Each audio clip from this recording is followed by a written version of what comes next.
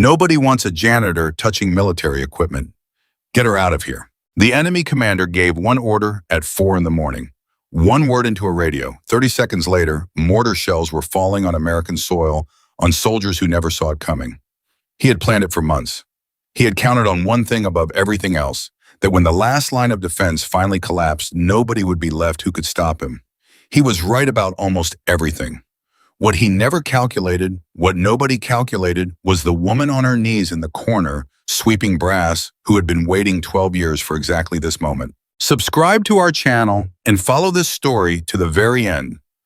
Tell us in the comments what city you are watching from. I want to see how far this story has traveled. Emily Carter had learned a long time ago how to disappear inside a room full of people. It was not something she had chosen exactly. It was something life had carved into her slowly and without apology, the way weather carves stone. You do not notice it happening. You only notice one morning that the shape of you is completely different from what it used to be, and you cannot entirely remember when the change began. She was 32 years old. She wore the same gray work uniform every day. Cargo pants, a faded green jacket with the name of her contracting company stitched across the back in letters that had long since started peeling. She carried a push broom, a collection bucket, and a pair of knee pads for the longer sessions on the concrete. She worked the rifle ranges at Fort Liberty, North Carolina, and her job was to sweep spent brass after the shooting sessions were done. That was it. That was the whole job. Some mornings she arrived before the shooters did, setting up collection stations along the firing line, while the instructors ran their pre-training briefs inside the air-conditioned classroom trailers. Other mornings she worked alongside the session itself, moving quietly behind the firing positions, staying well back, collecting the ejected casings as they bounced and rolled and came to rest against the baseboards of the shooting lanes. Nobody looked at her. This was not cruelty. It was simply habit. Emily was part of the infrastructure, like the sandbag berms and the target pulley systems, and the industrial fans that kept air moving through the range building during summer months. She was there. She functioned. She was not thought about. She had made peace with that. Most days. Carter! The range safety officer, a young staff sergeant named Briggs, called her name without looking up from his clipboard as she passed. We're running a long session today. Full team, full distance. You're going to have a lot of brass. I know, Emily said. You want to wait outside until we're done might be easier. I'm fine where I am, she said.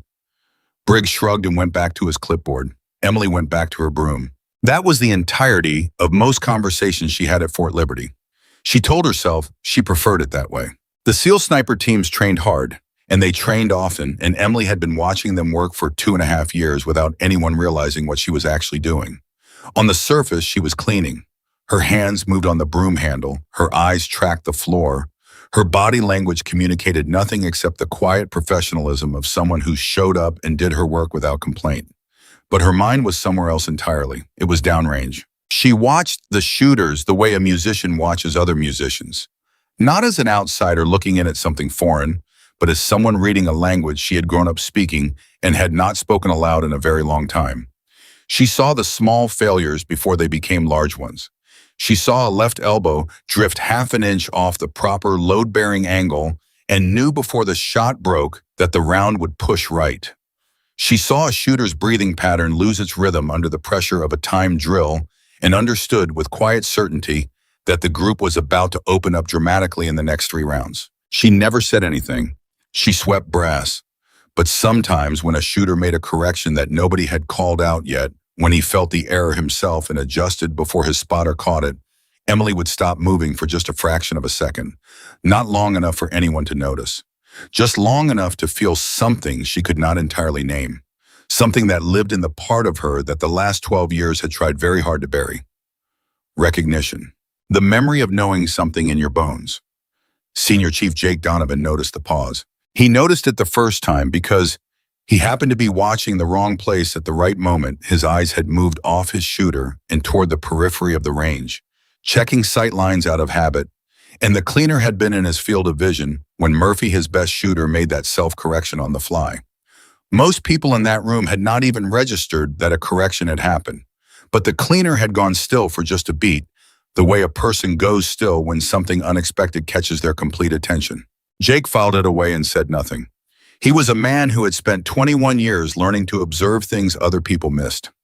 Old habits did not turn off just because he was standing on a training range in North Carolina instead of crouched behind a rock pile somewhere overseas. The second time he noticed was 3 days later. His team was running a wind call exercise. 6 shooters, full-value crosswind conditions created by the industrial fans mounted along the range wall's targets at 600 meters. The exercise was specifically designed to stress the wind reading portion of the shot process, the part most shooters found hardest, the part that required not calculation, but feel the almost mystical ability to read invisible air and translate it into a correction before the air changed again. His spotter, Petty Officer First Class Jason Ortiz, was calling winds every 30 seconds and logging them on a data card. The shooters were making adjustments, some confidently, some not, and the cleaner was standing 20 feet behind the last firing position, broom handle in both hands, watching the range flags mounted on the far wall near the target array. Jake watched her watch the flags. She read them for about 4 seconds. Then she looked at the shooter nearest to her, a young SEAL named Torres, who was about to break a shot, and her lips pressed together in an expression that was not quite a wince and not quite a frown, but was absolutely a reaction to something she had just figured out. Torres fired. The round hit 6 inches left of center. Ortiz called out, "Wind shifted, adjust 3 minutes right." Torres made the adjustment, hit the next shot clean.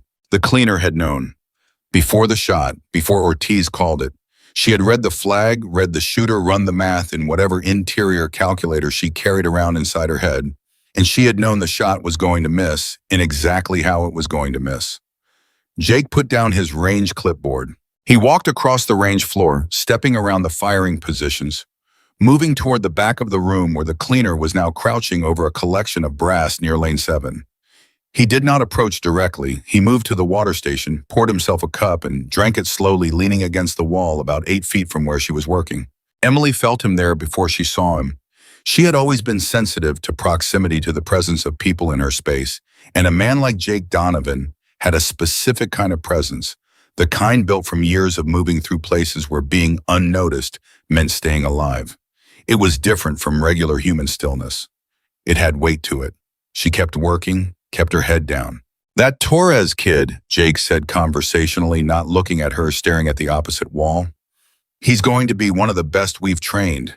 "You see why?" Emily did not answer for a moment. Most people would have assumed the question was not directed at them. Most people would have gone on with what they were doing and pretended not to hear. But Jake had asked it with the quiet, level tone of someone who already knew the person they were talking to was going to answer. Not a question, really. An invitation. Emily sat back on her heels and looked at him for the first time. He was somewhere in his mid-40s, face weathered in the way outdoor men get weathered, not damaged, just used, like good leather. His eyes were the color of shallow water over sand, and they were watching her with the patient, entirely uncasual attention of someone who had been watching her for a while. "He feels the rifle," she said, and her own voice surprised her slightly. She had not heard herself say anything about shooting in so long that it sounded like a stranger talking. Not just hears it or fires it, he feels what it tells him after every shot, and he adjusts. Most of them are chasing the target. He's listening to the gun. Jake said nothing for a moment. "Then how long have you been doing this? Cleaning, watching?" Emily stood up. She picked up her collection bucket, which was heavier than it looked, and she moved it to her left hand. She was quiet for long enough that a different kind of man would have looked away. 2.5 years, she said. Here, and before this at 2 other ranges. Civilian, not military. She paused. "I've always ended up near ranges." "Why near and not on Bahama?" She looked at him steadily. It was the question she had not let herself answer for 12 years, and she was not going to answer it now, for a stranger standing at a water cooler. "I like the work," she said flatly. Jake nodded once, the way people nod when they've heard an answer that is true as far as it goes, but doesn't go all the way. "Jake Donovan," he said. "I know who you are, Senior Chief, and you're Emily Carter." "I know who I am too," she said, and she picked up her broom and went back to work. He let her go. He went back to his team. He said nothing else to her for the rest of that session, but he started asking questions to other people. It took him 4 days to find out about Robert Carter. He found it the way you find things if you know how to look through the internet at first, because Robert Carter had competed at the national level, and had coached nationally, and national level records do not disappear cleanly. Then through a conversation with a retired civilian shooting instructor in Tennessee who had known Robert personally, who spoke of him the way people speak of the genuinely gifted, with admiration and with a particular kind of sadness, because Robert Carter had died of a long illness and the sport had lost a real teacher when he went. And the instructor in Tennessee had said almost as an aside, he had a daughter, you know, Emily. God, that girl could shoot. Before everything fell apart, she was on a trajectory. You know those kids who come along once in a generation? She was one of those. And then his diagnosis hit, and she was 19, 20 years old, and she just stepped away. Took care of him, then took care of the bills, then I guess took care of whatever life handed her next. Never came back to the sport. Never heard from her again. Jake had not said much in response. He had thanked the man and ended the call and sat for a long time afterward thinking about what it meant to step away from the thing you were born to do. He knew something about loss. Every man who had done what Jake had done for 21 years knew something about loss. But this was a different kind.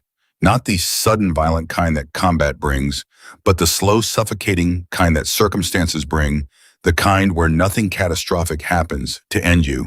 You simply get worn down to a place where the version of you that had a future becomes unrecognizable. He thought about that version of Emily Carter, the 19-year-old who had dominated junior competitions, who had grown up inside the cadence of precision shooting the way most children grow up inside bedtime stories, who had learned to read wind and distance and breathing rhythm not as a skill but as a native language because her father had been teaching her since before she was old enough to hold the rifle steady on her own.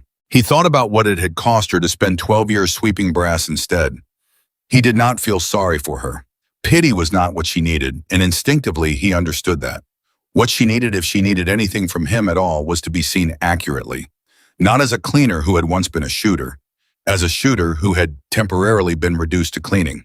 He went back to the range the following Tuesday. Emily was already there when he arrived, running her setup routine, placing collection buckets along the near side of the firing line. The building was empty except for the two of them. His team would not arrive for another 20 minutes. He walked to the far end of the range, picked up one of the paper target sheets that were stacked near the printer station and walked back. He passed her without stopping and pinned the target sheet to the back of the door to the equipment cage, an odd location nowhere near an actual target stand, just a flat piece of paper on a flat piece of metal. Then he came back to where she was working and crouched down to look at one of the brass collection trays on the floor. This tray's warped, he said. It's going to roll brass under the benches. I know, Emily said. I filed a replacement request 6 weeks ago. And apparently replacing equipment trays is not the base's highest logistical priority. I'll get it fixed, he said. She looked at him. You don't have to do that. I know I don't. He stood up. He gestured very slightly toward the equipment cage door. What's wrong with that target? Emily looked at it without moving from where she was standing. She studied it for about 3 seconds. It was a standard B-27 silhouette at 22 feet, nearly no distance at all in shooting terms. It's not hanging square, she said. Left edge is up about a 1/4 inch. Wind from the door opening will rotate it clockwise over time. By the time you're shooting, it'll be presenting at an angle. Jake stared at it. Then he looked back at her. You read that in 3 seconds from 40 feet away. I wasn't timing myself, she said. I was, he said. The silence between them was different from the comfortable silence of two people who do not know each other well enough to speak. It was the charged silence of two people who are standing on opposite sides of a door that one of them is thinking about opening. Jake picked up a ranged chair from the nearest stack and set it down in the center of the room about 2 feet from where Emily was working. He sat in it backwards, arms crossed over the top of the backrest, and looked at her with the kind of unhurried attention that most people find difficult to hold under. Your father was Robert Carter, he said. Emily went very still. Not the stillness of surprise. She had known from the moment Jake Donovan started talking to her that this was coming. People who paid the kind of attention he paid did not ask idle questions. The stillness was something else. It was the stillness of a person who had kept a door closed for a very long time, suddenly feeling the handle turn. Yes, she said. I talked to a man in Tennessee who knew him. Said your father was one of the best precision shooting coaches this country produced in the last 30 years. That's accurate. He also said you were going to be better than him. Emily set her broom against the nearest wall. She sat down on an equipment trunk about 6 feet from Jake and looked at her hands for a moment before looking up. I was 19 when he got sick, she said. He needed care and money and someone to be there, and I was the only person to be there, so I was there. She said it without bitterness or self-pity the way you describe weather. By the time he was gone, everything was gone. Savings competition, schedules, sponsors.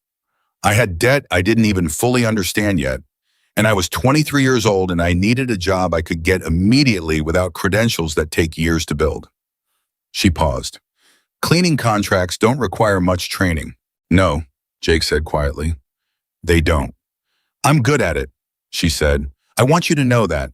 I'm not doing it a job I hate. I'm good at it, and I'm reliable, and I make enough to live. I believe you, Jake said. I also know that's not the whole answer. Emily looked at him. She said nothing. The pause, Jake said. When Torres self-corrected, you felt it before he made the adjustment. I saw you stop. He leaned forward slightly. That's not a skill you learn. That's something you were born with and then trained for years to develop. That doesn't go away because you stopped competing, Emily. That's not how that works. It's been 12 years, she said. So I haven't touched a rifle in 12 years. I know. He waited a moment. Have you missed it? The question hit her somewhere. She was not prepared to be hit. And for a fraction of a second, something moved across her face. Not quite grief, not quite longing, but the particular pain of something you have worked hard not to think about being named out loud without warning. Every day, she said, and it was barely above a whisper, and she looked back at her hands immediately as if she had given away something she had not intended to give. Jake said nothing for a long moment. When he spoke again, his voice was completely even. I'm not going to pressure you into anything, and he said. That's not what this is. I'm not recruiting you. I'm not running a program. I'm not setting up some kind of feel-good story. What I'm telling you is what I honestly see when I watch you work in this range every morning. He stood up, replaced the chair in the stack, and picked up the clipboard he had left near the door. Talent doesn't die, Emily. It goes quiet. There's a difference. He paused at the door. Think about that. He left. She sat on the equipment trunk alone in the building for 4 minutes before she picked up her broom again. For the rest of that morning, she moved through her work in the same quiet, efficient way she always moved through it. She collected brass and replaced target sheets and refilled water stations and checked the cleaning log and signed off on the equipment she'd inspected. But something had shifted the way a landscape shifts just before sunrise. Not light yet, exactly, but the specific quality of darkness that comes right before light appears. She thought about her father. Robert Carter had never coached with pressure. This was the thing most people who knew about him did not fully understand. He had been hard. Yes, exacting, yes, the kind of teacher who would make you run the same drill 20 times until it was right, and not once tell you it was good enough when it wasn't. But he had never pushed. He had shown and waited and trusted the student to arrive at the door on their own. The rifle doesn't lie, he had told her once when she was 11 years old and she had shot a terrible group on a day when the weather was bad and her nerves were worse. You can lie to yourself about your position and your breathing and your trigger control, but the target tells you the truth about all of it. Learn to read the target and you'll always know exactly where you are. She had learned to read the target. She had learned to read everything. And then she had packed it all away in a room inside herself that she tried not to open. She thought about Jake Donovan sitting backwards in that range chair, watching her with those quiet, watercolored eyes, saying the things she had been refusing to say to herself for 12 years. Talent doesn't die, it goes quiet. She thought about the way Torres had moved his rifle that morning after Ortiz called the wind correction, the clean, practiced efficiency of it, the way the rifle had become an extension of the decision rather than a tool separate from the man. She had known what he was going to do before he did it. She had always known things like that. On the drive home that afternoon, Emily took a route she did not usually take, one that happened to pass a sporting goods store she had been carefully not stopping at for 2.5 years. She had driven past it hundreds of times. She had always kept going. Today, she slowed down at the driveway. She did not stop, but she slowed down. And for the first time in 12 years, the slowing felt like something other than habit. It felt like a question, The next morning, she arrived at the range building early, same as always. She began her setup routine, same as always. Jake's team would arrive in 20 minutes, same as always. But she stood at the window at the far end of the building for 3 minutes before she began. She watched the range flags on the far wall near the target array, northwest at 4 miles per hour, shifting. The primary flag had a slight oscillation that meant the wind was not steady. It was cycling, which meant any shooter trying to read a static correction was going to chase the rifle in a pattern that would open his group into a vertical string. She knew this the way she knew her own name. She turned away from the window when she heard the outer door open, and she picked up her broom and she went back to being invisible. But inside the room where she had kept everything locked away for 12 years, something had moved. Something had stirred in the dark, and it was listening. When Sergeant Torres walked past her on the way to his firing position that morning, he paused and looked at the range flags without being asked. He studied them for a moment, made a note on his data card, and adjusted his elevation setting before he had even settled into position. Emily watched him do it. She said nothing, but she smiled. It was the first time in 12 years she had smiled on a rifle range. And inside the thing that had been asleep, something opened its eyes. She did not sleep well that night. This was not new. Emily, Carter had not slept well in a long time, had grown so accustomed to the particular quality of 3 a.m. wakefulness that she had stopped fighting it and started using it. She would lie in the dark with her eyes open and run through the day in her mind the way a carpenter runs a hand along a piece of wood, feeling for the rough spots, cataloging what needed attention. But that night was different. That night she kept coming back to one thing. Talent doesn't die, it goes quiet. She said it out loud at some point alone in the dark of her apartment, just to hear how it sounded outside of her own head. It sounded like something her father would have said. That was the unsettling part. Not that Jake Donovan had said it, but that he had arrived at the same place her father had always lived, that territory where skill and identity were not separate things, where what you could do and who you were refused to be divided into neat categories. Robert Carter had believed this to his core. He had believed it about every student he had ever coached, but he had believed it most fiercely about Emily. And this was both the gift and the wound of her childhood, to be seen that completely by someone you loved that much, and then to lose them, and then to spend 12 years wondering whether the thing they saw in you had died along with them, or whether it was still in there somewhere, waiting patient, unchanged. She got up at 4:30 and made coffee and stood at her kitchen window and watched the neighborhood go from dark to gray to the thin pale gold of early morning. She thought about her father's hands. He had the hands of a craftsman, wide palms, blunt fingers, the kind of hands that could break down and reassemble a rifle blindfolded in the dark, that could hold a spotting scope steady for an hour without shaking. But they were also the hands that had held hers when she was small, that had guided her first grip on her first rifle when she was 6 years old, positioning her fingers one by one, with the infinite patience of a man who understood that some lessons can only be taught through touch. "Don't squeeze it," he had said. "Hold it. There's a difference." She had not understood the difference at 6. By 12, she could have explained it to someone else. By 16, it was as automatic as breathing. By 23, it was buried under everything else she had needed to survive. She went to work. The range was quiet when she arrived. Jake's team was not scheduled until 8. She had the whole building to herself for 2 hours, just her and the brass collection trays and the smell of Hops's solvent that had soaked into the walls of every rifle range she had ever worked, in a smell she associated so deeply with the first half of her life that it sometimes ambushed her emotions when she wasn't expecting it. She was replacing the target frames at the 600-meter position when she heard the outer door open. She turned, expecting Briggs or one of the range safety crew. It was Jake. He was 45 minutes early, and he was carrying 2 coffees in paper cups, and he did not look like a man making a dramatic gesture. He looked like a man who had somewhere to be and had brought coffee because it was early and coffee was practical. "I figured you'd be in already," he said. He set one of the cups on the nearest bench. "Black, if you take something in it, I apologize." "Black is fine," Emily said. She did not pick it up immediately. She watched him cross the room and pull a chair to the shooting bench nearest the door, and she watched him sit and open a notebook on the bench surface and begin writing something without looking at her, and she understood that this was deliberate, that he was removing the pressure of being observed, giving her the room to decide on her own terms whether she was going to have this conversation. She picked up the coffee. She came and sat on the bench across from him. He kept writing for another 30 seconds. Then he set the pen down and looked up. How far out could you call wind, he said, when you were competing? Not a question, a prompt. Full value at 800 meters with a consistent indicator, she said immediately, and then was mildly startled by how fast the answer had come, as if it had been sitting just inside her teeth for years waiting. Variable conditions, I'd go to 600 and work the cycle.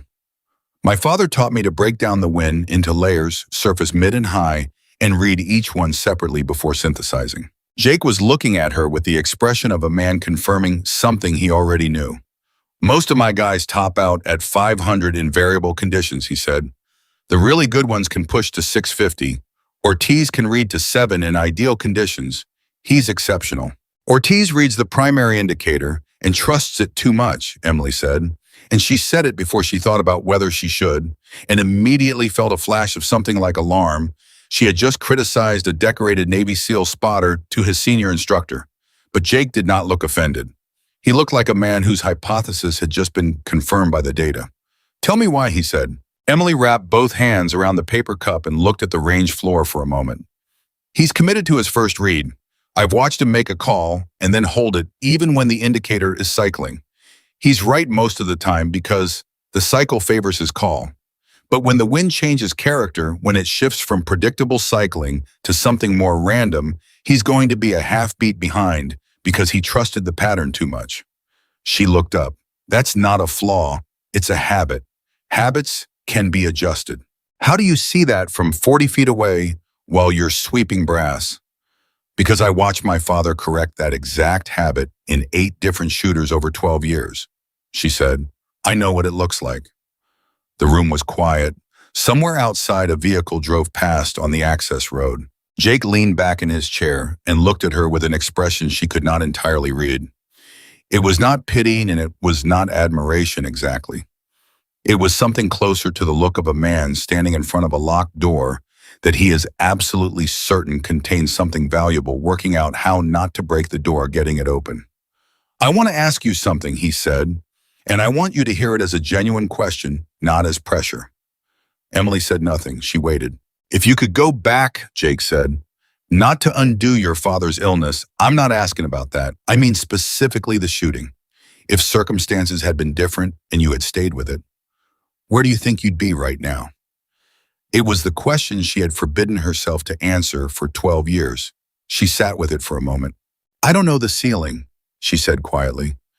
I never found it. She stopped. Then, that's the honest answer. I stopped before I found out how far it went. Jake nodded slowly. That's what I thought, he said. He picked up his notebook and closed it. He finished his coffee. He stood up and began setting up for his team's arrival moving equipment from the storage racks to the firing positions. And Emily went back to her target framework, and they were quiet together in the way that 2 people are quiet when something has been said that does not need to be added to. The team arrived at 8. Torres came in first the way he usually did early, focused already running through something in his head. Then the rest of them, 6 operators in various states of pre-training alertness, some of them on their second coffees, a couple of them still finishing conversations from outside.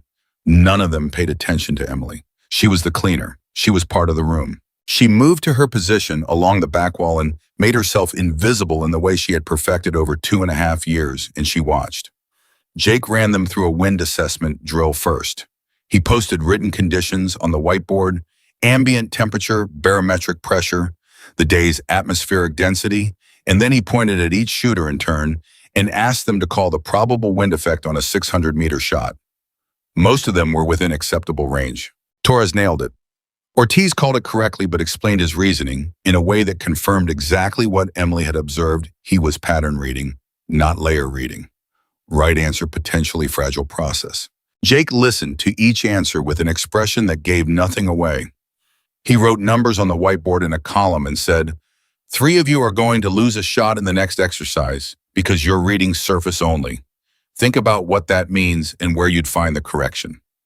He did not look at Emily, but she noticed that his phrasing surface, only think about what that means, was almost word for word what she had said to him 40 minutes earlier. This happened twice more during the session.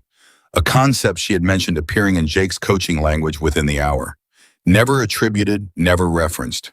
Just folded into the instruction, the way a good teacher folds new understanding into existing material without making it into a production. He was using her, not exploiting, using the way you use something valuable with respect for what it is. She was not sure how she felt about that. She was not sure she minded. What she did know was that watching him coach these men, watching the way he connected what he knew to what they needed, she felt something she had not felt in a very long time on a rifle range. She felt like a participant, not a contractor, not a cleaner, a participant in something she understood from the inside. It scared her. It scared her the way things scare you when they are not dangerous, but when saying yes to them means you cannot keep pretending you are okay with saying no. 3 days passed. Jake came in early each morning. They talked. She talked more than she intended to every time. He had a quality of attention that made speaking feel safe, not comfortable, exactly because he asked hard things, but safe in the sense that she trusted whatever she said was going to land somewhere careful. He asked her about her father's coaching method. She told him about the layered wind reading and the way Robert Carter had broken down the shot process into individual disciplines that could be drilled separately and then assembled, not unlike the way a musician practices scales before playing a composition. He asked her about her competitive career. She told him she had placed in the top 5 nationally in her age group for 3 consecutive years, and that her best result had been a second-place finish at the Junior National Precision Rifle Championship when she was 18, and that she had lost that final to a girl from Oregon who was genuinely extraordinary and whom Emily had respected without reservation. Who was she? Jake asked. Name was Sarah Kendrick. She's coaching now. USAMU, I think. Jake wrote the name down. Don't call her, Emily said. I wasn't going to, Jake said. She believed him. She also suspected he probably would at some point, and that she would not be entirely upset about it. On the 4th morning, he brought something different. He arrived early as usual, but instead of 2 coffees and a notebook, he arrived with a hard case and he set it on the bench nearest the door without opening it, and he sat down and waited for Emily to come to him. She finished what she was doing. She walked to the bench and stood across from the case. It was a Ruger precision rifle, not military civilian, a competition model, nothing exotic, a serious rifle used by serious shooters in practical precision competitions. Emily looked at it. She did not touch it. That's mine, Jake said. Not government issue, my personal rifle. I've had it for 6 years. I shoot it when I'm not working. He paused. I brought it because I want to show you something about the trigger. It's been worked, and it breaks differently than what you'd expect from the factory spec. I figured you might find it interesting. It was the gentlest possible version of what he was doing. She recognized that. She respected it. She also knew that if she reached out and put her hands on that rifle, something was going to change, and it was not going to change back. She stood at the bench for a long moment. Jake was looking at his notebook, not at her. Emily reached out and opened the case. The rifle was exactly what she would have expected from a man like Jake, maintained with the kind of care that goes beyond duty and becomes habit. Every surface clean, the action smooth when she lifted it and worked the bolt without thinking, her hands doing what they had been trained to do before her mind fully registered the decision. Her eyes went to the trigger. She pressed it once without a round, without intending to. A dry fire break just to feel the weight in the reset. Her breath came out slowly. 12 years. 12 years, and the trigger broke at what felt like 3 pounds, 4 ounces, and reset in 120 milliseconds. And she knew both of those numbers from feel alone, and the knowing of them hit her somewhere so deep, she had to set the rifle back in the case and take a step back and look at the wall for a moment. Okay, she said. Her voice was level. Her hands were not quite. Yeah, Jake said quietly. He had looked up. That's a good trigger, she said. I know. She looked at him. He looked back at her. Neither of them said the obvious thing because neither of them needed to. How long would it take, Jake said carefully, in your honest assessment? If someone put you on a line today, no pressure, just you and a target, how long before the muscle memory would be reliable? Emily thought about it genuinely. An hour, she said, to get back the mechanics. The reading she stopped. The reading never left. Jake stood up. He closed the rifle case and picked it up. Next Tuesday, he said, my team has an afternoon off. Range is empty from noon to 4. I'll be here at noon. He paused. You don't have to be. That's not me applying pressure. That's me telling you the range will be empty and I'll be here. He left. Emily stood alone in the range building for a long time. She thought about every Tuesday for the last 12 years. The sameness of them. The quiet competence of them. The way she had built a life that was functional and stable, and that asked nothing from her that she was not willing to give specifically because it asked nothing from her that required her to risk the parts of herself she had packed away.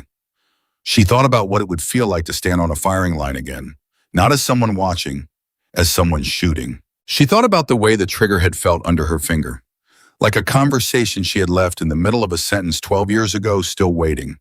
She went home, she made dinner, she sat on her couch with her hands in her lap and looked at nothing for a while.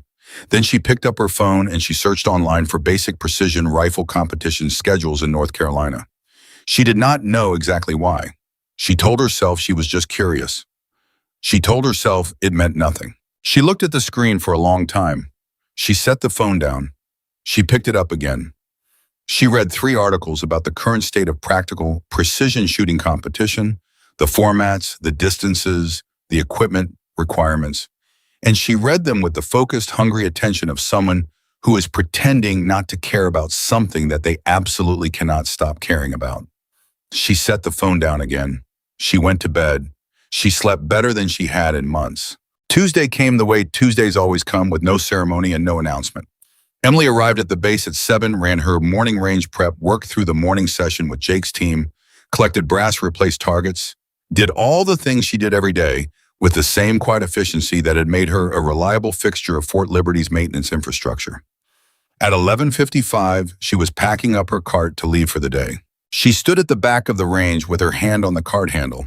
She stood there for about 90 seconds. Then she pushed the cart to the equipment room, logged it, put her jacket on, and walked back out to the range floor. Jake was already there. He had set up one firing position at the far left of the line, a single bench, a single spotting scope, a target at 300 meters, a beginner distance in competitive terms, not insulting, just sensible.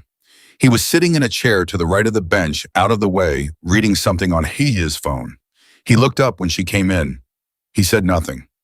Emily walked to the firing position. She looked at the setup. She looked down range at the target. 300, she said.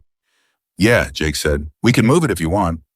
She shook her head. She sat down at the bench. There was a rifle on the bench, the Ruger, his personal rifle, and next to it a box of ammunition and a data card with the environmental conditions printed on it, temperature, humidity, altitude, wind readings from the last 30 minutes. She picked up the data card first. She read it. She looked at the range flags. She looked back at the card. Your wind readings are slightly off, she said. Surface layer is showing 5 from the northwest, but there's a secondary indicator on the east wall flag that's running about 2 miles per hour counter. You're going to get a push on the left side of the flight path. Jake was very still. I see it now, he said. I missed it. Emily set the data card down and picked up the rifle. Her hands were shaking slightly. Not badly, just slightly. She worked the bolt. She checked the chamber. She settled into the position the way you settle into a chair, well, not thinking about it, just fitting herself into the geometry her body remembered without being asked to remember. She looked through the scope. The target at 300 meters was sharp and clear, a standard precision target with scoring rings. She had shot targets like this 10,000 times. She had shot targets like this in front of crowds and in competition and in empty fields with just her father watching. She had not shot a target like this in 12 years. Her father's voice. Not a memory exactly, not a hallucination, just the specific quality of his presence that she carried, always the internalized voice of a teacher so deep in the architecture of your thinking that it is no longer separate from your own reasoning. Breathe in, let half of it out, find the natural pause. Don't force the shot, wait for the rifle. She breathed in, she let half of it out. She found the pause. The trigger broke at what felt like the exact moment her father would have said now. The rifle spoke. 300 meters away, the round hit 2 inches from center. Emily was quiet for a moment. She worked the bolt and chambered another round without taking her eye from the scope. She made the wind adjustment automatically, 3 minutes right, and settled again. Breathe. Find the pause. Wait. The trigger broke. The round hit dead center. She fired 8 more rounds. Each one landed in a group that a competition judge would have considered excellent for a shooter returning after a long absence. 2 of them would have been considered excellent for a shooter returning from a long anything. She set the rifle down and sat back and looked at the target downrange. Jake said nothing. She was grateful for that. She was grateful that he did not say, "I told you so," and did not say, "See what I mean," and did not make this moment into a presentation of his own correctness. He simply sat in his chair and looked at the target with her 2 people looking at something that had just happened and that they both understood the weight of. After a while, she said, "I'd need to get my eye back for anything past 500. "Sure," Jake said. "And the trigger discipline will clean up faster than the reading. The reading is already there." "I know," he said. 6 weeks, she said. "In 6 weeks, I could compete." She heard Jake set down his phone. She had not planned to say that. She had not planned to quantify it, to give it a timeline to make it real. But there it was out in the air between them, specific and honest and terrifying. "What kind of competition?" Jake asked, and his voice was carefully casual, the way voices get when someone is trying to not spook something. "Practical precision. The format that's grown up since I was competing. Different from what I trained for, but compatible with the fundamentals." She paused. "There's a regional match in 6 weeks, outside Charlotte." Jake was quiet. "I looked it up," she said. "Last Tuesday night." He smiled. She could hear it in the silence somehow. "6 weeks is enough time to prepare if you're serious," he said. "I wouldn't have said it if I wasn't serious." "No," Jake agreed. "I didn't think you would." She picked up the rifle again. She looked downrange. She moved the target stand card in her mind, pushed it back 300 to 400, then 500, the numbers climbing the way they had climbed when she was young, and the distances were nothing but invitations. "I want to try 450, she said. "I'll move the target," Jake said, and he was already standing.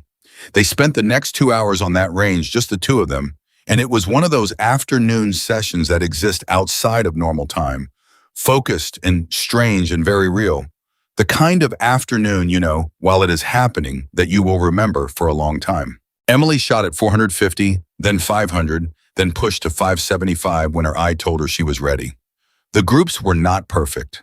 They were not going to be perfect. 12 years is 12 years, and the body and the eye and the mind all need time to reconnect the pathways that had been sitting unused.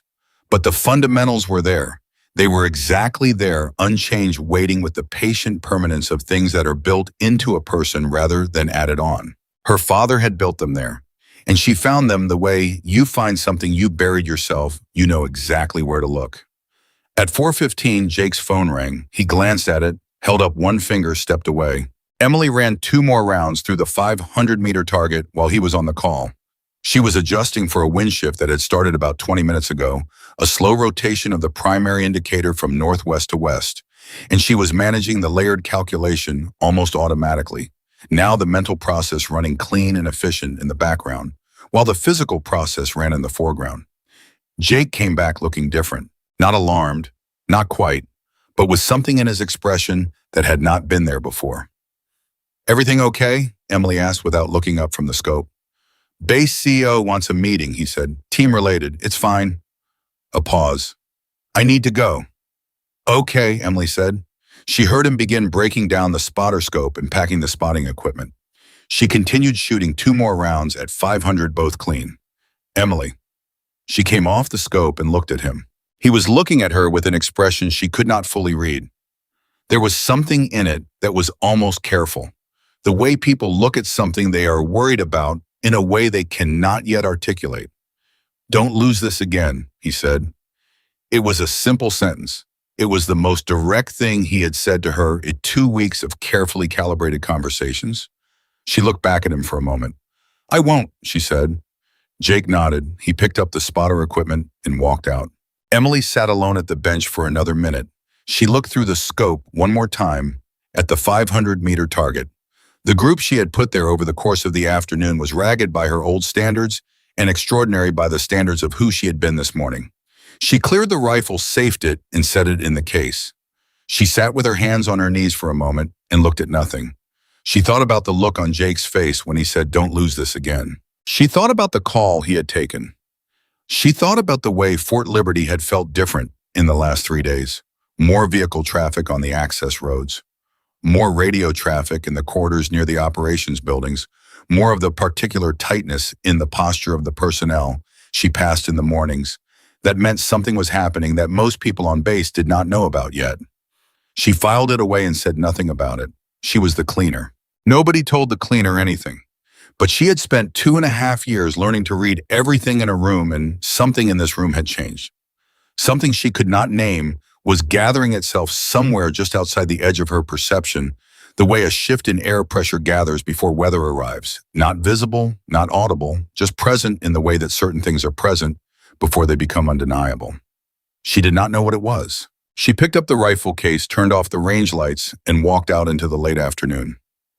Above Fort Liberty, the sky was the particular deep orange of late sun, and the flags on the access road perimeter were moving in a wind that had shifted again west to southwest, now 3 to 5 miles per hour variable.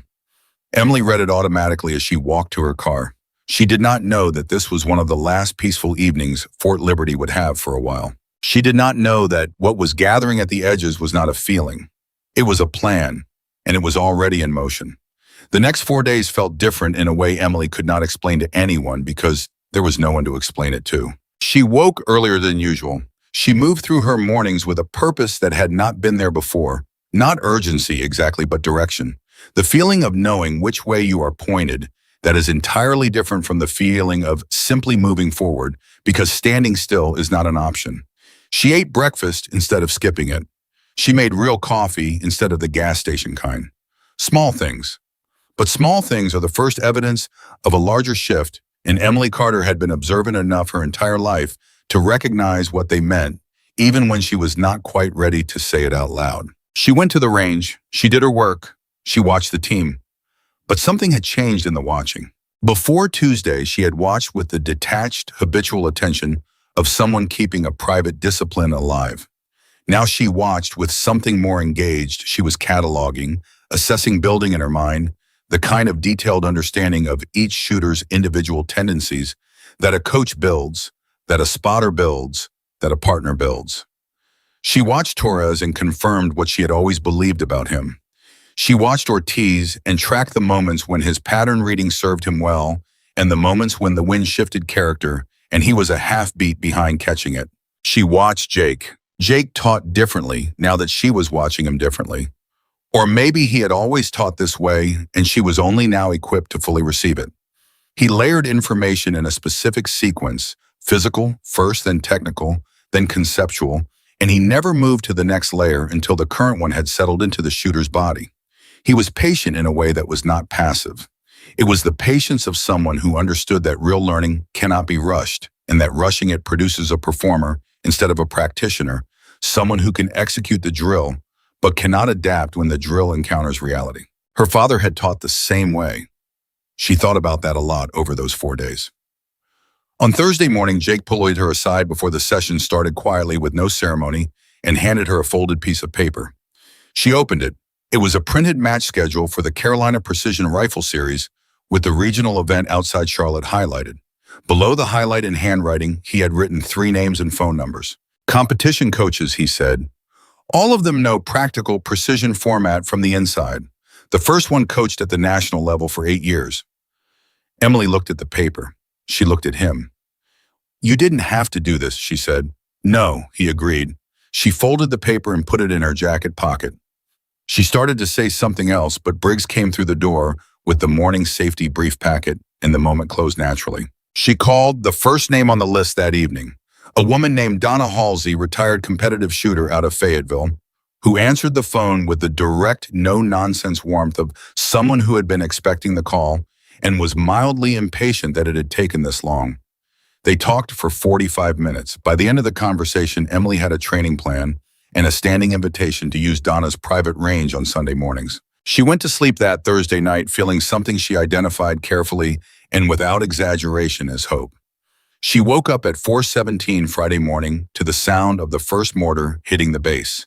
She was not certain at first what she was hearing. The sound was wrong for anything, in her experience, too large for the range activity she was used to, too close for something happening far away, and accompanied immediately by a secondary vibration she felt in her chest, rather than heard with her ears. She sat up in the darkness of her on-base housing unit. She had lived in contractor housing at Fort Liberty for a year and a half and listened. The second explosion was 30 seconds after the first. She was out of bed before the echo finished. She had grown up around enough weapons and enough military-adjacent conversation to know the difference between an explosion that is part of training and an explosion that is not, and these were not training. The cadence was wrong. Training explosions have a rhythm, a predictable spacing born from controlled procedure. These had the irregular, purposeful rhythm of something being walked in, adjusted, corrected, walked in again, which meant someone was ranging the base, which meant this was deliberate, which meant this was real. She pulled on her clothes in the dark, moving fast. She could hear other doors in the housing corridor opening, voices at various pitches of alarm, someone running. Her phone lit up with an emergency-based notification, a text, 2 words, maximum urgency. Attack, shelter. She read it once. She read it a second time. Then she did something that surprised even herself. She put the phone in her pocket and went toward the sound. Not because she had a plan. She did not have a plan. She went toward it because in 12 years of being invisible and peripheral and carefully outside of everything that mattered, something in her had made a decision that was faster and deeper than conscious thought. Some part of her that had been asleep since she was 23 years old opened its eyes in the dark and stood up. The maintenance building where her equipment was stored was 40 yards from her housing unit. She crossed it at a run, staying low, pressed against the wall of the building, when a third explosion went off somewhere to the north, farther than the first two. She noted automatically the ranging pattern establishing itself. They were adjusting. She ran the numbers in her head without being asked and estimated the trajectory and probable source position with the instinctive spatial processing she had developed over years of calculating trajectories in a completely different context. The maintenance building was unlocked. She got inside, pulled the door shut behind her, crouched in the dark, and let her eyes adjust. Outside, she could hear small arms fire beginning. Rifles, not pistols, multiple positions. The base's defensive response was starting, which meant the perimeter had already been breached or was close to it. She stayed very still and thought. She was a civilian contractor on a military installation under active attack. The correct answer, the procedurally correct answer, was to shelter in place and wait for the situation to be managed by the people whose job it was to manage it. She knew that. She also knew that somewhere on this base, Jake Donovan was either in that fight or moving toward it, and that his team, the team she had been watching for 2.5 years, whose habits and tendencies and individual skills she knew as well as she had ever known, any rifle was going to need everything it had. She stayed in the maintenance building and listened to the base go to war around her. At 4:43 in the morning, 26 minutes after the first mortar struck, the door of the maintenance building opened. Ortiz came through it. He was moving fast and low, and there was blood on his left arm. Not a bad wound from what Emily could see, a fragment, something that had been wrapped hastily and was not currently his primary concern. He swept the room with his flashlight, found Emily crouched behind the equipment racks and said, "Carter, God, okay, you need to stay down and stay here." "What's happening out there?" she said. "Coordinated assault, multiple breach points, north and west perimeter. Mortar team is still active. We think it's somewhere in the tree line northeast of the outer fence. And there's a shooter." He stopped. Something crossed his face. "A serious shooter. He's got a position somewhere long, we think past 800. He's already taken out 2 of our defensive positions."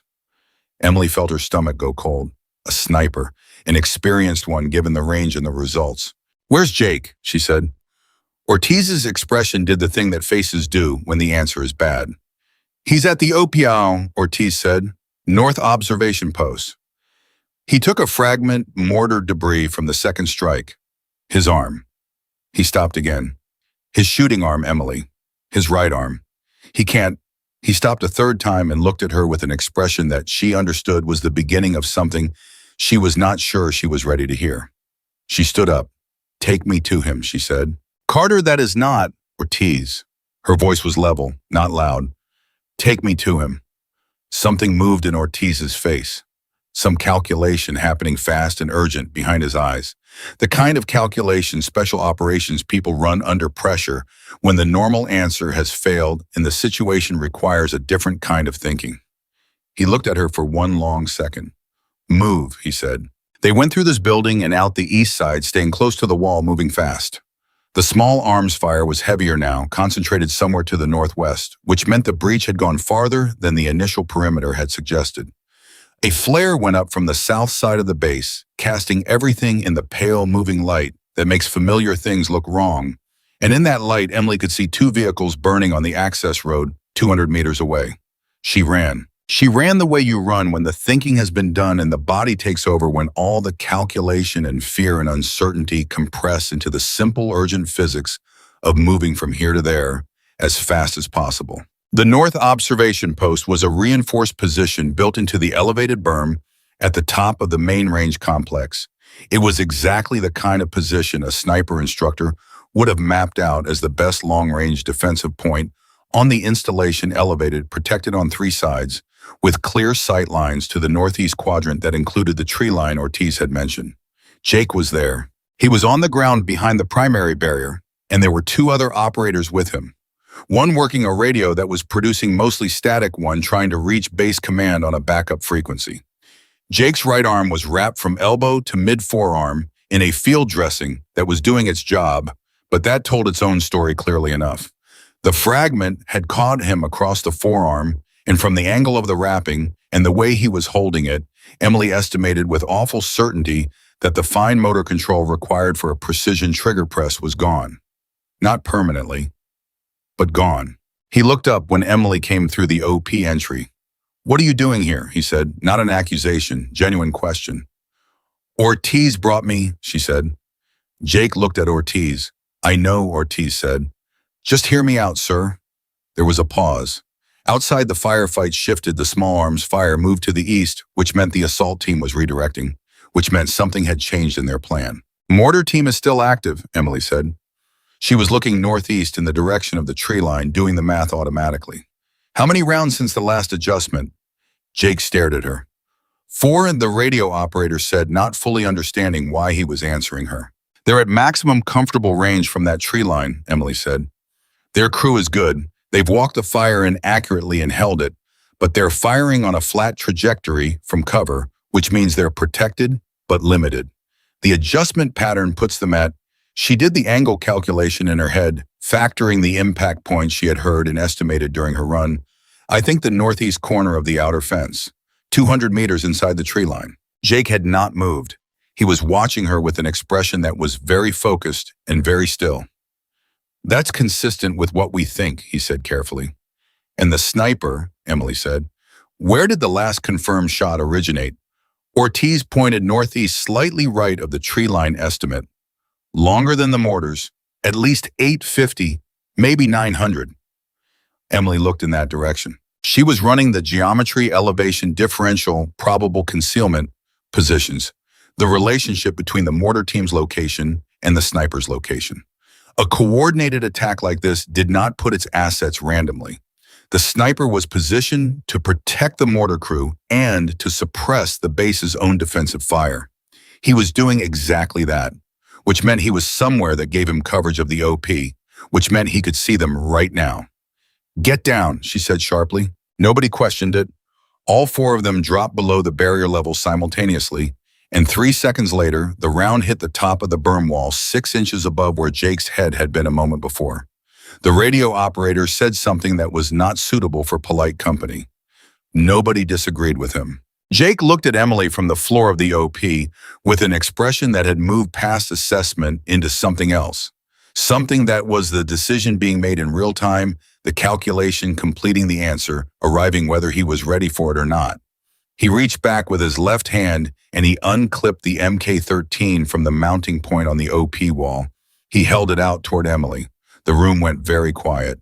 Not metaphorically, literally quiet, as if the bass, the gunfire, the radio static, all of it held its breath for 1 single second around the image of Jake Donovan holding his sniper rifle out toward the woman everyone at Fort Liberty knew as the cleaner.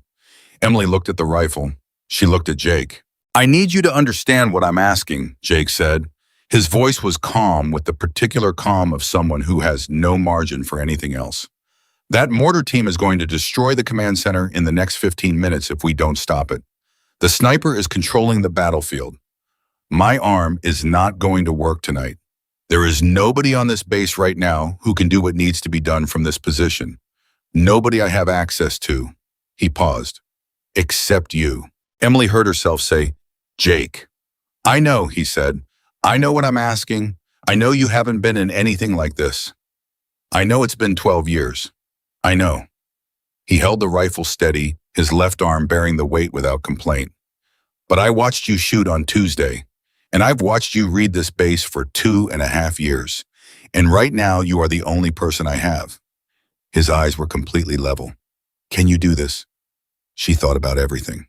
She thought about it in the compressed, total way you think about things when the decision needs to happen in seconds rather than days. She thought about her father. She thought about the trigger breaking under her finger on Tuesday afternoon, the way everything she had buried had been exactly where she left it. She thought about the sound of the mortar impacts walking toward the command center with the patient, methodical accuracy of a crew that knew exactly what they were doing. She thought about the people in that command center. She thought about what happened to a base that loses its command function in the middle of an active assault. She thought about Jake's face, about Ortiz's blood-soaked sleeve, about the round that had hit the berm 6 inches from Jake's head. She thought about her father's voice. Don't force it, wait for the rifle. I don't know if I can survive combat, she said honestly. Her voice was steady, her hands were not shaking. That surprised her a little. But I know how to shoot. Jake put the rifle in her hands. She took it. Ortiz was already moving to the spotter position without being told. He set up the spotting scope on the left side of the barrier, stayed below the sight line, and started pulling the data that had been logged before the sniper had driven them below cover. He handed Emily the data card. She read it in 4 seconds. She read the range flags visible from the OP2 of them at different points along the berm line, and she read the relationship between them, the differential that told her the wind was not uniform across the distance to the tree line. Surface layer consistent from the northwest at 6 to 8 miles per hour. There was something higher, a secondary movement that was harder to read from this position. I need the atmospheric data, she said. I don't have a Kestrel, Ortiz said. Read me the last log temperature and the barometric from the range station. Ortiz pulled it from the data card. 71 degrees pressure at 29.87 and dropping. She took the numbers and ran the density altitude in her head, factoring the elevation of the OP above the base floor, and arrived at a correction figure that she held in her mental workspace alongside the wind data and the range estimate. I need a confirmed range to the mortar position, she said. We think it's 400 meters to the fence line, another 170 into the tree line, Ortiz said. Call it 560 to 580. I need a laser. Ortiz held up the rangefinder with an apologetic look. It had taken a piece of something. In the initial attack, the housing was cracked and the display was dead. Emily looked at the tree line. She looked at the reference points she had along the fence line, a corner post she could range visually using the known distance Ortiz had given her, and an angular relationship between the post and the tree line that she could use as a baseline.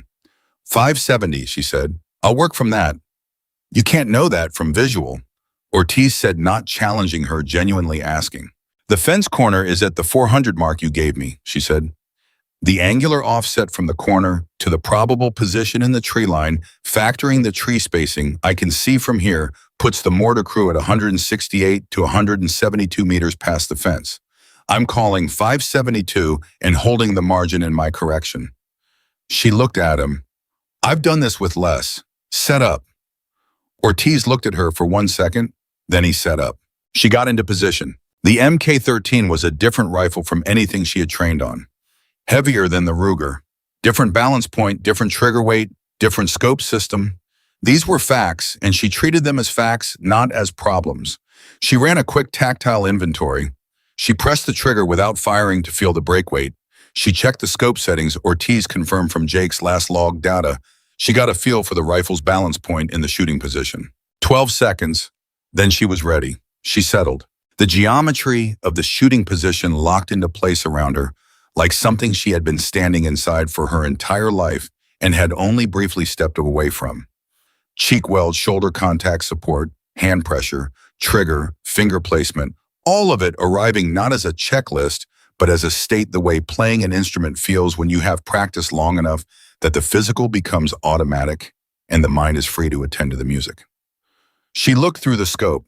The tree line was dark and layered and full of the movement that wind creates in vegetation, and somewhere inside it, a mortar crew was loading and firing with the systematic efficiency of trained operators who believed they were working from a protected position. They were about to find out they were wrong. Mortar flash, Ortiz said quietly. Far right of primary search area. 7 o'clock from the fence corner. She found it. The thermal signature was faint in the scope, not a thermal optic, just a standard magnified view, but the flash of the discharge had given her a reference point, and she could see now the subtle wrongness of a section of tree line that was doing something different from the sections around it. Movement that was not wind movement. The specific kind of irregular motion that human bodies create. She breathed in. She let half of it out. She ran the solution 572 meters, 6 to 8 mile per hour crosswind, with secondary counter at altitude density, altitude, correction of +11 elevation, hold above point of aim, at this range with this ammunition. And she held all of it simultaneously without effort, the way you hold a chord on an instrument you have played for 20 years. She waited. The mortar tube moved. She saw the crew shift their position, slightly adjusting the tube angle for the next fire mission, which meant they were about to fire again, which meant they were exposed in the specific way that weapons crews are exposed at the moment of operation. She did not rush, her father's voice. Wait for the rifle. She waited. The natural pause arrived. She pressed. The Mk-13 fired. 572 meters away, inside the tree line, the mortar crew's gunner went down. She could see it in the scope, the specific collapse of a person who has been neutralized different from any other kind of movement. The tube jerked. The loader froze for a moment. Hit, Ortiz said, and his voice was very controlled. Loading position is compromised. Secondary personnel visible. She chambered the next round without taking her eye from the scope. The loader was moving running, pulling the assistant with him. She tracked. She ran the solution update for the moving target, which was a different calculation and a harder one, leading the movement, accounting for the travel time at this range. She pressed. The round hit. Hit, Ortiz said. Crew is down. Tube is abandoned. Emily held her position and kept scanning.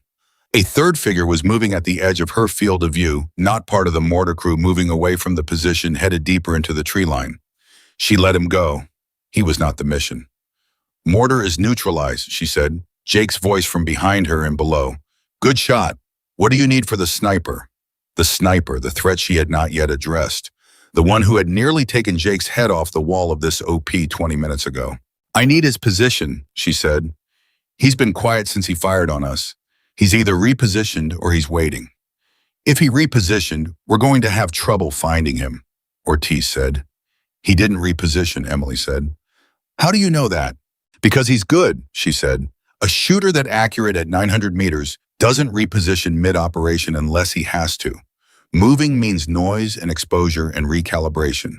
He fired, he drove us undercover, and he's been waiting for a target to appear. He's patient. She paused. Which means he's still there. Ortiz looked at her. So how do we find a patient man who isn't moving, he said. We give him something to look at, she said, and we watch for the look. Jake's voice, Emily, whatever you need. She thought for 2 seconds. The radio? Does it work at all? The radio operator looked at the unit. Partially, transmit is inconsistent. Receive is better. Can you get any signal from the South Side Operations Building? I can try. Try, she said. I need someone on the South Access Road to move a vehicle northbound at walking speed. Not fast. Walking. Give the sniper something he might want to take a shot at. She looked at Ortiz. He fires, we get the flash. I've got the rest. Ortiz was already moving to the radio. Jake said from below, you understand that if the vehicle gives him a shot, he'll take it. I know, Emily said. Tell them to stay low. The next 4 minutes were the longest 4 minutes Emily Carter had ever experienced. She lay in the prone position behind the Mk-13, and she watched the northeast quadrant with the still breathing patience of someone who had practiced stillness as a discipline, Not passive stillness, not the stillness of someone who is afraid to move, but the active, controlled stillness of someone whose entire awareness is directed outward in a single focused beam. She thought about nothing. She was breathing. She was watching. She was waiting. The vehicle on the south access road began to move. She could hear it distantly, the low rumble of a military truck moving at idle speed, the kind of target that would draw a sniper's attention because it was large and visible and apparently unaware of being observed. She watched the northeast quadrant. She watched the tree line. She watched the specific section of tree line that she had identified as the most probable position based on the angle of the shot that had nearly hit Jake and the trajectory she had calculated from the impact point on the berm wall. She waited. 40 seconds. 60 seconds. The truck was approaching the midpoint of the access road. 90 seconds. Then it happened. A muzzle flash in the tree line, not the mortar position farther right, farther back at the edge of the tree line where it met the elevated ground that gave a shooter the angle he would need for 900-meter shots across the base. She had the position before the echo of his shot reached the OP. Flash, Ortiz said simultaneously, and he was already working the spotting scope, nailing the reference point. She did not need the confirmation. She already had the solution. 880 meters. Wind call critical at this range, the crosswind she had been managing all night, but with a correction for the elevation difference between her position and his. The secondary wind layer was going to push the round at altitude, and she needed to compensate by holding slightly into the secondary, trusting the surface layer correction to bring it home at the terminal end of the flight path. Her father had made her practice this exact scenario, a layered wind correction at extreme range, 400 times over the course of 2 years until she could run the solution in her sleep. She had run it in her sleep. She ran it now. The Mk-13 was steady. Her breathing was steady. The world was entirely contained in the small circle of the scope, and inside that circle was a position in a tree line where a man sat who had been trying to kill the people on this base all night. She breathed in. She let half of it out. She found the pause. Her father's voice one last time clear and patient and entirely present. Wait for the rifle. She waited. The pause arrived. She pressed. 880 meters away, the flash of the second shot never came. Ortiz was on the spotting scope for a long time. Longer than she expected. Then he said in a voice that was quieter than anything he had said all night, "Hit confirmed. Target is down. Sniper position is clear." The base radio crackled. A voice through the static, not Ortiz's, not Jake's. Someone from the command center speaking in the controlled urgency of someone managing an impossible situation that has just shifted in a direction they did not expect. North OP, this is base operations. We have eyes on the mortar position. It's cold. Say again, mortar position is cold. What is your status? Ortiz keyed the radio. Base operations, North OP mortar crew is neutralized. Long-range threat is neutralized. OP is intact. He paused for one beat. Advise inbound reinforcements that the northeast corridor is clear. A pause on the other end. North OP confirm who is your shooter. Ortiz looked at Emily. Emily said nothing. She was still looking through the scope at the tree line. She was breathing. Her hands were steady. The rifle was steady. She was thinking about her father. She was thinking about his hands. She was thinking about a 6-year-old girl who had been told not to squeeze but to hold, who had taken that lesson and carried it for 26 years through everything life had done to her, who was lying in an observation post in the dark at Fort Liberty, North Carolina, with the man's rifle that the world had handed her tonight and whose hands had not shaken once since she pulled the first trigger. North OP, the radio said again. Confirm your shooter. Ortiz looked at Emily one more time. Our shooter, he said into the radio, and there was something in his voice that Emily would remember for a very long time, is Emily Carter. She's our cleaner. Outside, the sound of helicopters began. Distant at first, then closer. Then from the south and east, the organized rumble of armored vehicles on the access roads. The reinforcements were coming. And they were coming into a corridor that was clear because of a woman who swept rifle ranges for a living. Emily Carter set the Mk-13 down on the OP floor and sat back against the barrier wall and looked at the ceiling. Jake's voice from beside her, now low and steady. Are you all right? She thought about that for a genuine moment. I don't know yet, she said. Fair answer, Jake said. She looked at him. His arm was bad. She could see it clearly now. He was going to need proper medical attention, and he was going to need it soon. And the fact that he had been sitting behind her for the last 40 minutes, managing the situation through pain that would have ended most people's night, was something she was going to have to think about later when she had the space to do it. You knew, she said. I didn't know, he said. I believed. What's the difference? He looked at her with those watercolored eyes that had been watching her since the first time he noticed her go still on the range. Knowing, he said, is what the data tells you. Believing is what you decide when the data runs out. She looked at the rifle on the floor between them. She looked at her hands. She thought about the 6 weeks she had been planning. The Charlotte match, Donna Halsey's range on Sunday mornings, the training plan, the future that had been gathering itself slowly and carefully in the days before tonight. She thought about how fast everything can change. And she thought about how some things, no matter how long they are buried, no matter how completely life tries to cover them over, remain exactly what they are. Outside, the helicopters were landing. The base was going to survive the night. And the invisible woman who had made that possible was sitting against a wall in the dark, looking at her own hands like she was seeing them clearly for the first time. The helicopters landed in waves. Emily heard them before she saw them. The heavy rhythmic percussion of rotor blades cutting air, growing from a distant promise into an immediate overwhelming presence that shook the up walls and sent loose debris skittering across the floor. She felt it in her sternum. She felt it in her teeth. After the compressed, terrible quiet of the last hour, the sound of reinforcements arriving was almost physically painful in its relief. Jake was on his feet. His arm was wrapped in bad, and he was moving with the careful, controlled economy of a man managing serious pain through the sheer discipline of having managed serious pain before. He had his radio handset in his left hand, and he was talking to base operations in the clipped, information-dense shorthand of someone running an after-action coordination while the action was still technically ongoing. Ortiz was at the OP entry watching the access roads reporting vehicle positions as the armored reinforcements came through the cleared northeast corridor. The corridor Emily had cleared. Emily was still against the wall. She had not moved in several minutes. Not because she could not move, because the specific quality of what had just happened was settling into her body the way cold water settles into stone slowly, completely finding every crack. She had shot people tonight.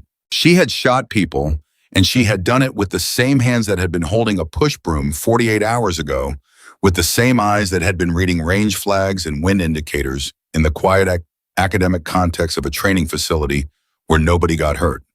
She was not in shock. She did not think she was in shock. But she was aware of a kind of accounting happening somewhere deep in her processing, the mind categorizing something that does not fit neatly into any existing category, working to build the file it belongs in. Torres appeared at the OP entry. He was combat dirty and running hot, the specific high adrenaline state of a man who had been in a fight for the last hour and a half and was now transitioning out of it. And when he saw Emily sitting against the wall, he stopped completely and stared at her for a moment that was longer than he probably intended. She's the one who cleared the mortar crew, Ortiz said from beside him. Torres looked at Ortiz, then he looked back at Emily. The cleaner, he said, not unkindly, just trying to fit the information together. Yes, Emily said.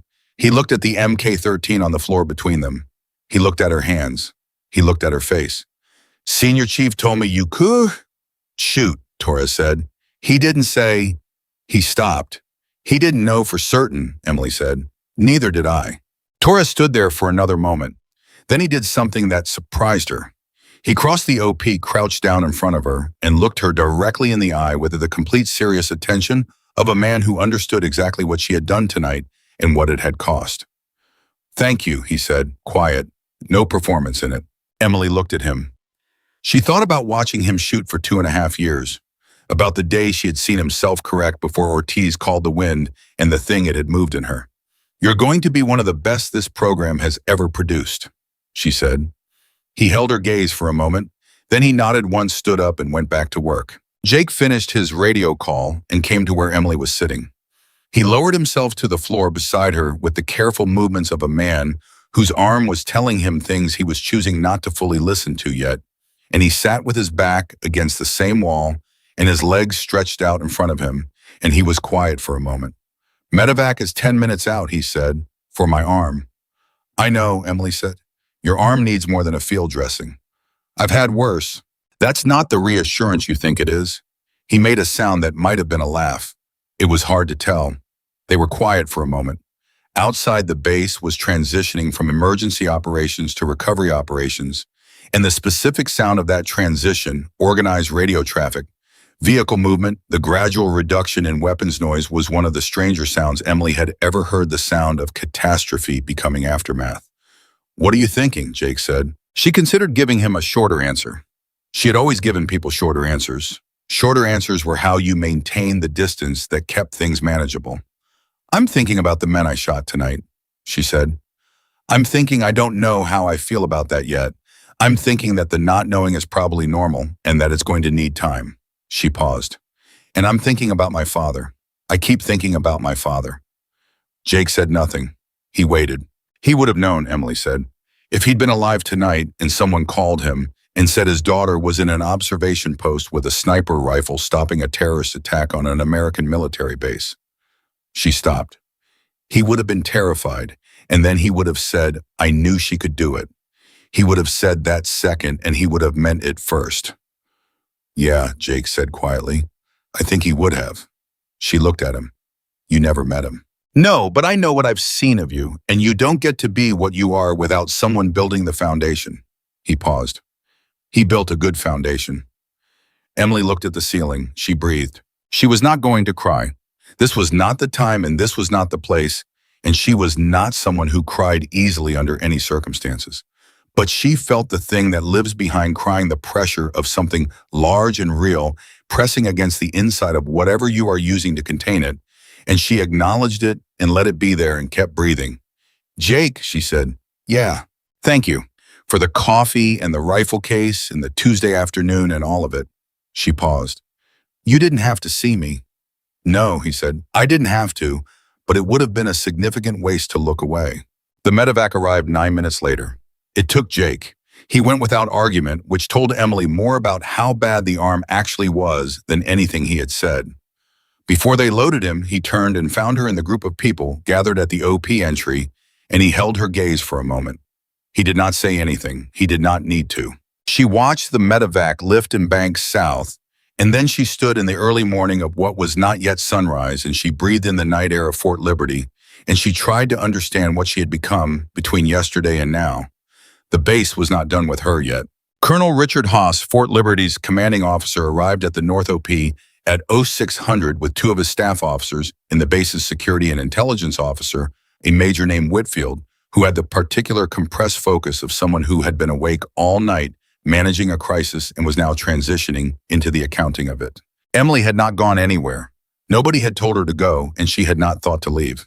She was sitting on an equipment bay near the OP entry, drinking a cup of coffee that Torres had appeared with at some point, and she was watching the sunrise come up over the tree line where the mortar crew had been, and she was thinking about nothing and everything at the same time. Colonel Haas was a large, quiet man with a gray crew cut and the kind of permanent stillness that very senior military officers sometimes develop, not coldness, just the complete absence of wasted motion. He looked at Emily for a moment before he said anything. You're Carter, he said. Yes, sir. The cleaning contractor. Yes, sir. He looked at Ortiz. Ortiz gave him a concise, precise, after-action summary of the OP engagement, timing shot, distances, conditions, outcomes. He spoke about Emily's performance in the flat, factual language of military reporting, which meant that the extraordinary nature of what had happened emerged from the facts themselves without any need for editorializing. Haas listened without interrupting. When Ortiz finished, Haas was quiet for a moment. Then he said to Emily, you read the wind layering in a combat situation at 570 and 880 meters, at 0400, in a position you'd never been in before, on a rifle you'd never fired before. Yes, sir, Emily said, and you've been sweeping brass on my rifle ranges for 2.5 years. Yes, sir. He looked at her for another moment. His expression was not quite readable, not disbelief, not admiration, exactly more the expression of a man restructuring his understanding of something and doing it methodically. Why didn't you tell anyone what you could do, he said. It was the question she had been asked in various forms her entire adult life. Why didn't you pursue it? Why did you walk away? Why didn't you come back? Because I wasn't sure it was still there, she said, and I wasn't ready to find out it wasn't. Haas nodded slowly. It was there, he said. Yes, sir, I know that now. He held her gaze for a moment. Then he said, I'm going to need a full debrief, everything from first contact with the threat to final shot. I want it on record, and I want it accurate. He paused. And I want you to know, Ms. Carter, that what happened in this OP tonight is going to be properly documented and properly recognized. I won't allow it to disappear into a report nobody reads. Emily looked at him. She had spent 12 years disappearing into things nobody noticed. I appreciate that, sir, she said. He nodded once and moved away with his staff, and Emily sat back down on the equipment case, and Torres appeared at her elbow and said quietly, He means it. The colonel doesn't say things he doesn't mean. I'll take your word for that, Emily said. You should, Torres said. He's hard, but he's straight. A pause. I put your name in my personal report too, whatever that's worth.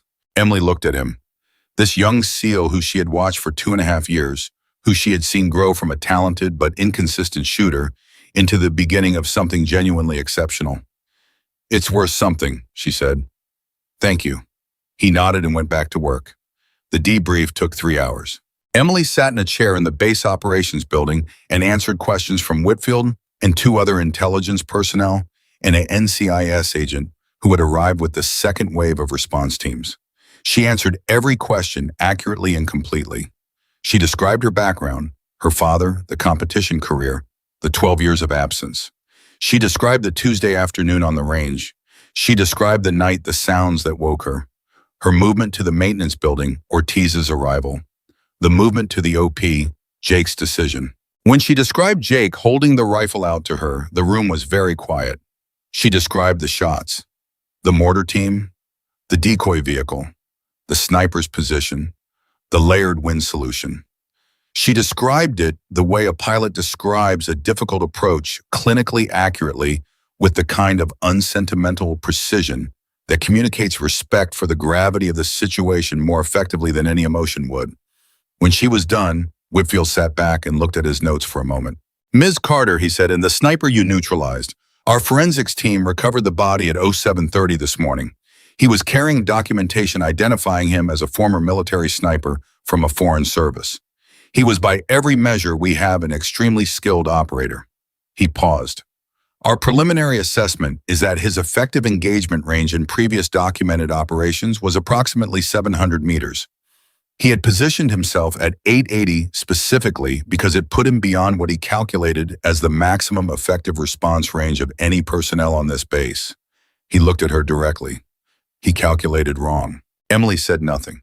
She was thinking about the man in the tree line, about the fact that he had been patient and professional and very good at what he did, and that tonight had required someone better. She had been someone better.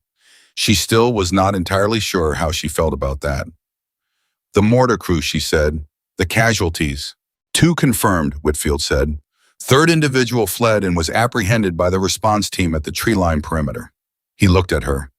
Your assessment of their ranging pattern and position was accurate to within a 12-meter margin.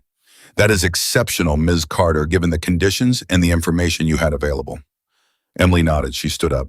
If that's everything, she said. Whitfield looked at her with an expression that said it was not even close to everything and that this conversation was going to continue in various forms for some time, but that he understood she had been awake for more than 12 hours and had spent a significant portion of those hours in a combat engagement that would have sent most people into a state she was visibly refusing to enter.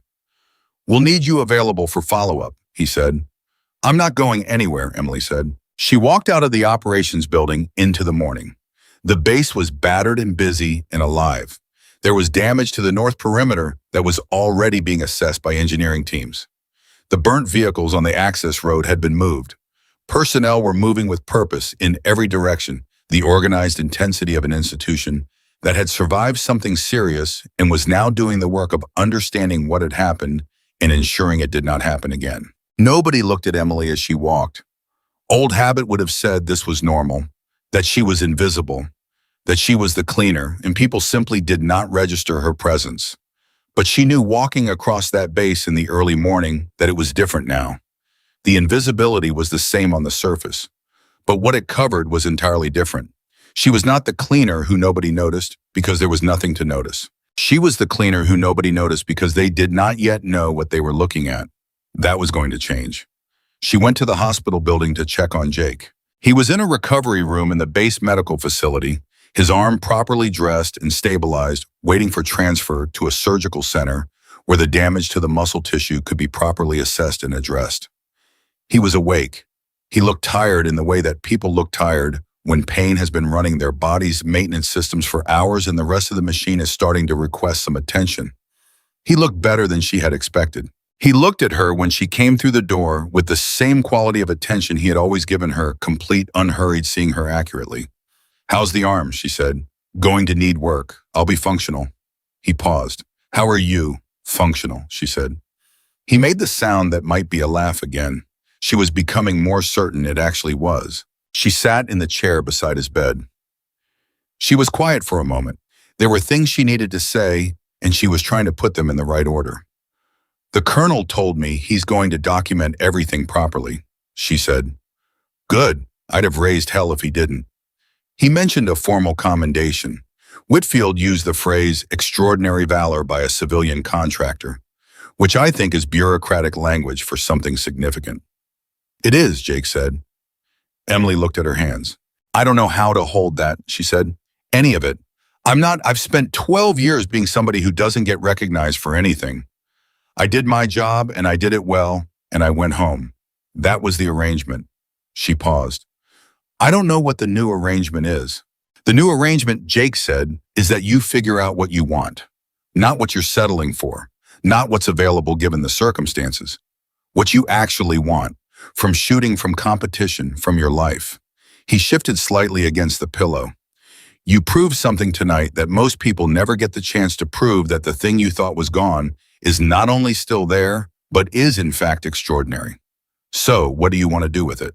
She thought about Sunday mornings at Donna Halsey's range. She thought about the Charlotte match in 6 weeks. She thought about the data card with the competition schedule that was still in her jacket pocket. She thought about a version of herself at 19 standing at the beginning of everything and the branching that had sent her down a completely different road, and whether roads branch forward as well as backward. "I want to compete," she said. "Seriously, properly, with a real training program and a real schedule, and the expectation that I'm not doing it to participate, I'm doing it to win." She looked at him. "I want to go back to what I left, not the version of it that existed when I was 19. The version that exists now, that I am now, whatever that looks like." Jake looked at her for a moment. "Donna Halsey," he said. "I already called her," Emily said. He smiled, a real one this time, not the almost laugh, a genuine smile.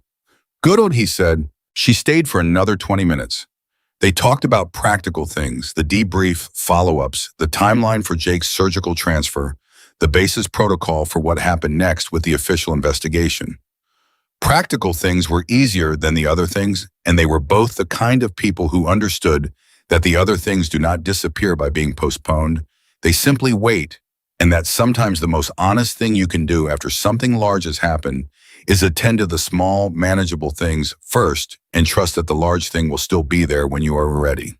Before she left, Jake said, "The MK-13, the base armor has it logged as used in the engagement. It'll go through the process." He paused.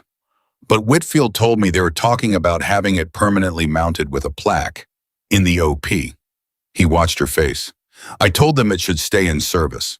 A rifle like that belongs in someone's hands, not on a wall." Emily looked at him. "What did they say?" "They're thinking about it." He paused. "I also told them I had a suggestion for whose hands." She was quiet for a moment. "Jake," she said, "it was a suggestion, not a decision. Yours to make." He settled back. "Everything from here is yours to make." She walked back across the base. The morning was in its middle hours now. The sun well up, the initial shock of the night giving way to the longer, more difficult work of what comes after. She passed 3 different groups of personnel who looked at her as she went by, not the way they had always looked, the brief non-registration of someone who was part of the infrastructure. They looked at her the way people look at someone whose name they have been hearing. Word traveled fast on a military installation. Word traveled even faster when the story was this one. An MP near the operations building said, "Ma'am," as she passed, not to someone behind her, to her. Emily said good morning and kept walking. She went back to her housing unit. She sat on her bed. She was not ready to sleep. Her body was running on something that sleep could not compete with, yet an elevated humming alertness that had nowhere immediately to discharge. She picked up her phone. She found Donna Halsey's number. She called. Donna answered on the second ring, the way Donna always answered immediately, as if she had been waiting. "I heard something happened on the base last night," Donna said without preamble. "News is talking about a security incident." "There was an incident," Emily said. "Are you all right?" "Yes." A pause. "You sound like someone who's all right but is going to need a few days to be sure about it." "That's probably accurate." "Sunday still good for you?" Emily looked at the wall of her housing unit. She looked at the window through which she could see a small slice of the Fort Liberty Rifle Range complex, the berms, the target stands, the flags moving in the morning wind. "Sunday is good," she said. "Then I'll see you Sunday," Donna said. "Bring your own data cards. I'll have the ammo." She hung up. Emily set the phone down. She looked at her hands. The same hands she had always had. 32 years old, a few calluses from the broom handle, a small scar on the right thumb from a childhood accident she barely remembered. Ordinary hands by any visible measure. Except that last night they had held a rifle at 880 meters in the dark and done something that a trained military sniper had calculated was beyond the capability of anyone on the base. And the knowing of that, the specific, irrevocable knowing of it, was settling into her in the way that permanent things settle. Not loudly, not dramatically.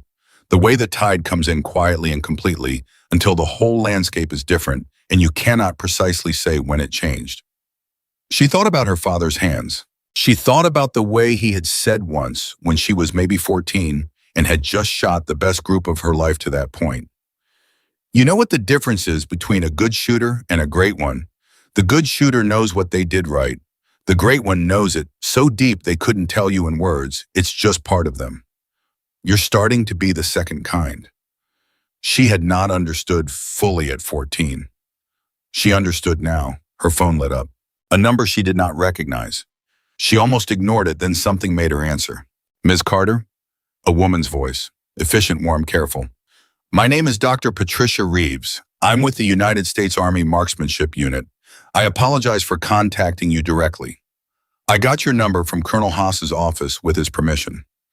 I wanted to reach out before the formal process begins because I think it's important for you to hear this from a person rather than from a letter." A brief pause. "We would very much like to discuss what a formal marksmanship evaluation might look like for you. Not a commitment, a conversation, at your complete discretion." Emily stood up. She walked to the window. She looked at the range flags. West-northwest, 5 to 7 miles per hour. Consistent. A beautiful shooting wind, her father would have said. "Dr. Reeves," she said, "I'd like that conversation." She set the phone down after the call ended and stood at the window for a long time. The base moved around her, the trucks and the personnel and the helicopters, and the daily machinery of a military installation that had survived the night and was getting on with the business of the morning. All of it familiar, all of it the backdrop of 2.5 years of sweeping brass and being invisible. Except that she was not invisible anymore. She was not invisible, and she had not made herself visible by performing or demanding or pushing her way into notice. She had simply been who she was, completely when the moment required it. And the moment, the brutal, extraordinary, terrible moment of last night, had shown everyone who had been walking past her for 2.5 years exactly what they had been walking past. She thought about Torres saying thank you in that quiet, unperformed way. She thought about Haas's level gaze and his promise to document everything properly. She thought about Ortiz on the radio saying our shooter is Emily Carter, she's our cleaner, and the way R sat in front of both descriptions, making them both true, refusing to let one cancel the other. She thought about Jake in the hospital bed telling her everything from here is yours to make. She thought about Sunday at Donna Halsey's range. She thought about Charlotte in 6 weeks. She thought about Dr. Reeves in the USAMU and the conversation that was going to happen and what it might lead to. She thought about all of it, and it was a lot, and she let it be a lot, and she stood at the window in her housing unit on Fort Liberty with the morning light coming in and the range flags reading west-northwest at 5 to 7, and she felt something she had not felt in so long, she had half believed she had forgotten how. She felt ready, not for any particular thing, not for the competition or the evaluation or the attention or the conversations. For all of it, for what came next, whatever shape it took. For the version of her life that was standing on the other side of last night, waiting, having been waiting for a very long time. She was 32 years old. Her father had been right about everything. The talent had not died. It had been waiting. And now it was done waiting. Outside the window, the range flags moved steadily in the morning wind, and Emily Carter stood and read them the way she had read everything for 32 years, automatically, accurately, completely, and she was no longer doing it from the side of the room. She was at the line. Sunday came 6 days after the attack. 6 days that moved differently from any 6 days Emily had experienced in recent memory, not slowly, not quickly, but with the particular density of time that fills itself with things that matter. There were 2 more debrief sessions with Whitfield's team. There was a follow-up call with Dr. Reeves at the USASEMU that lasted an hour and 15 minutes, and that Emily came away from feeling something between exhilarated and terrified, which she was learning to recognize as her body's signal for a good decision. There was a base-wide memorial service for the 2 personnel who had not survived the attack, and Emily attended in civilian clothes and stood at the back and felt the weight of the night differently than she had felt it in the OP. Less kinetic, more permanent, the understanding of what the outcome would have been, without the mortar crew being stopped settling into her, with the quiet gravity of something she would carry for the rest of her life. There was also on Thursday something she had not anticipated.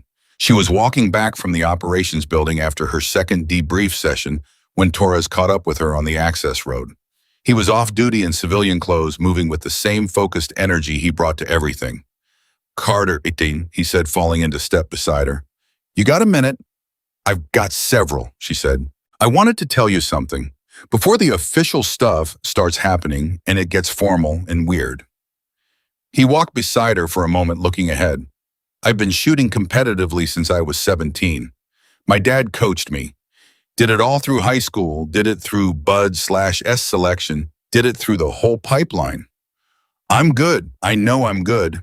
He paused.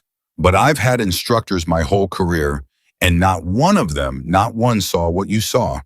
The way I was reading the wind, the thing you told Donovan about the pattern. Nobody had ever caught that." Emily kept walking.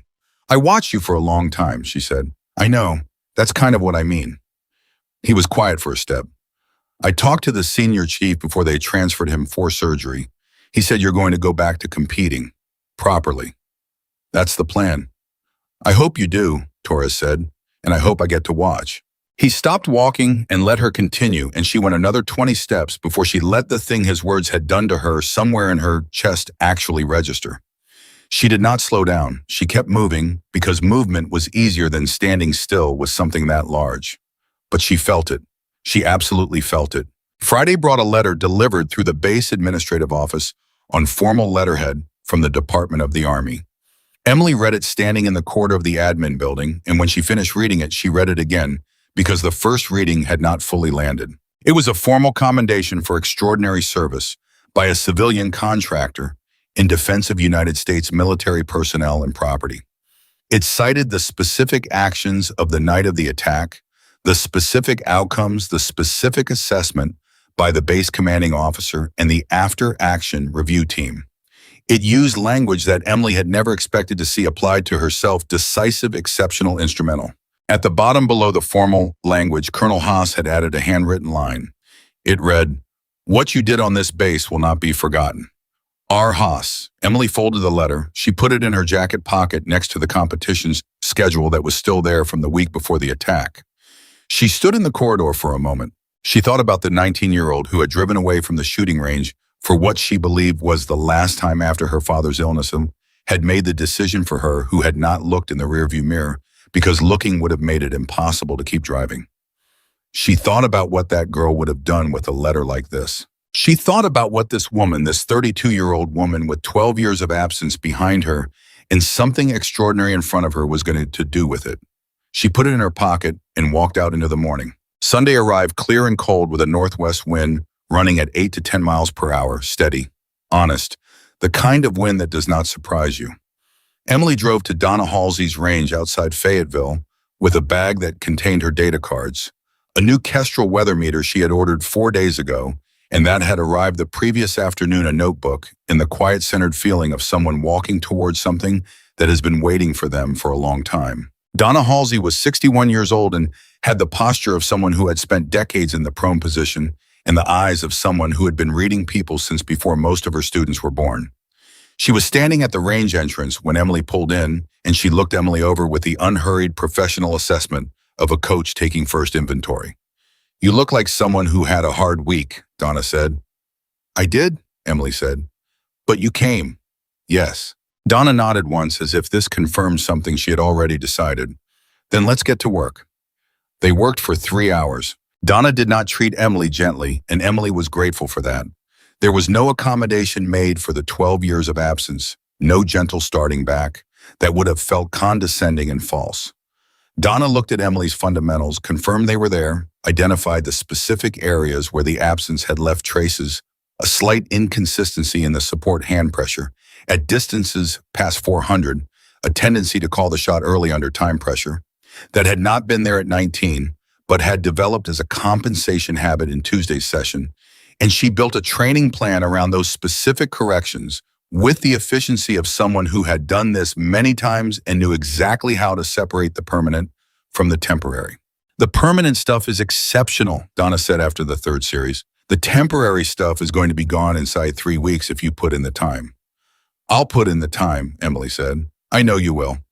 Donna looked at her across the bench. "Jake Donovan called me Thursday." Emily looked at her. "From the hospital," Donna added. "His arm is going to need a couple of surgeries, but he's going to be functional.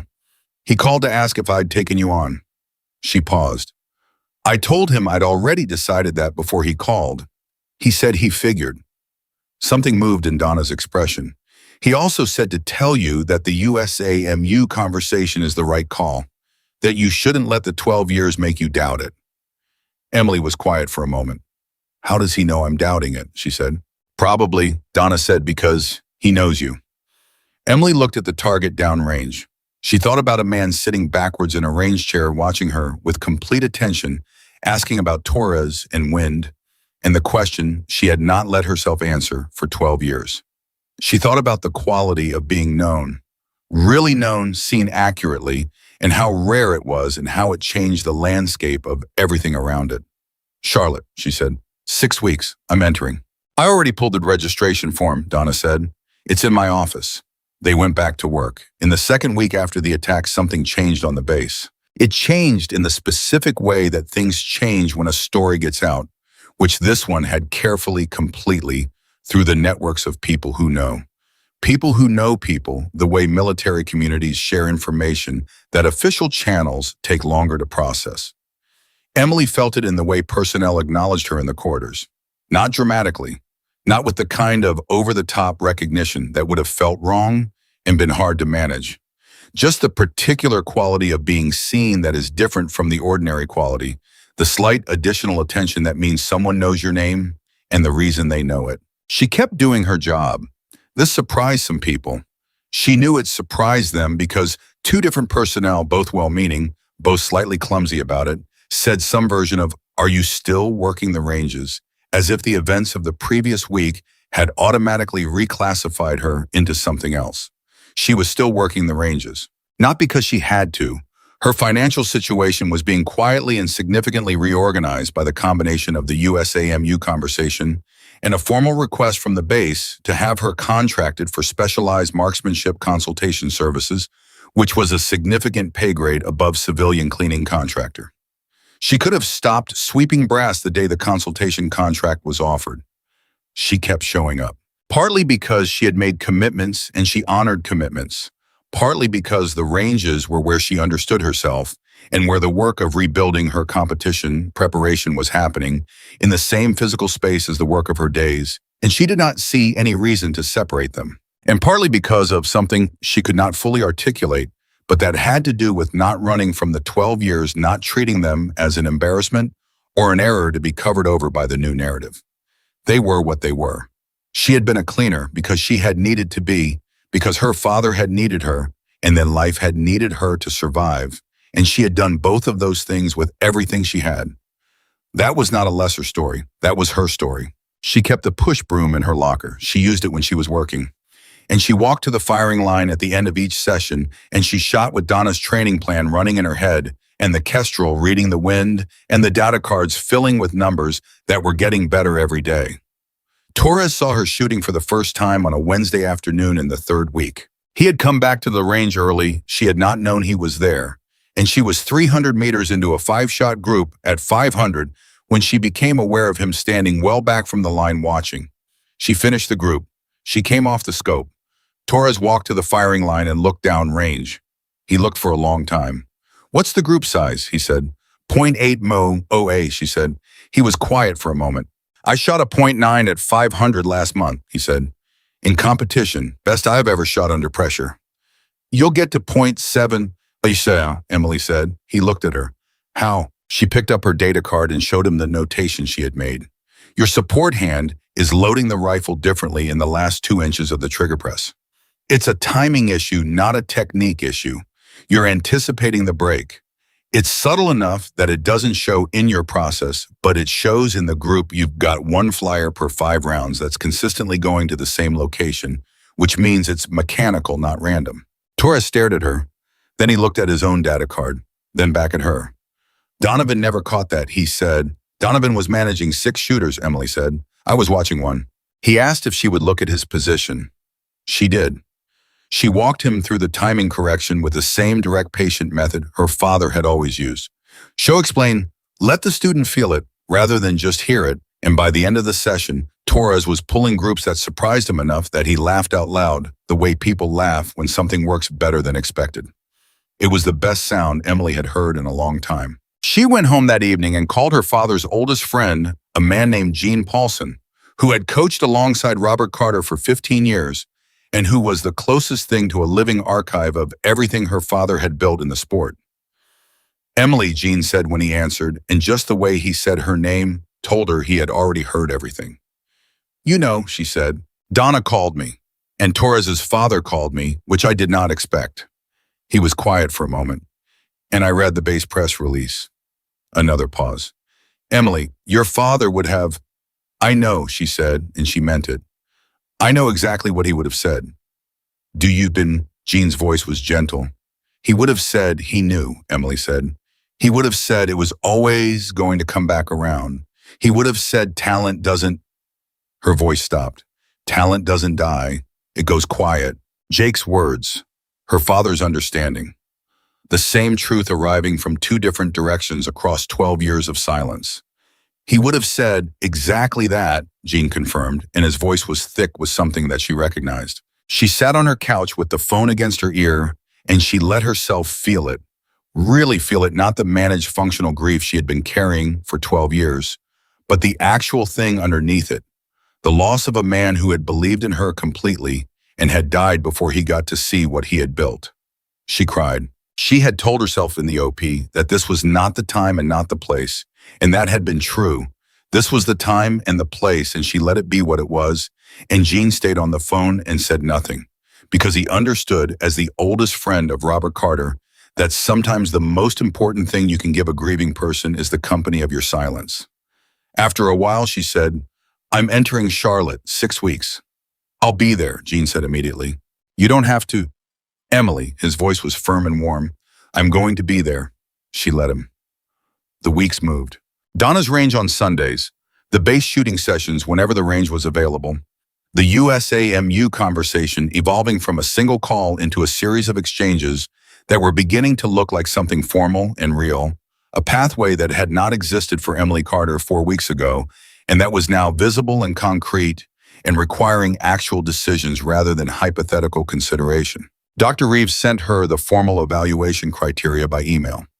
Emily read it 3 times. She was not intimidated by it.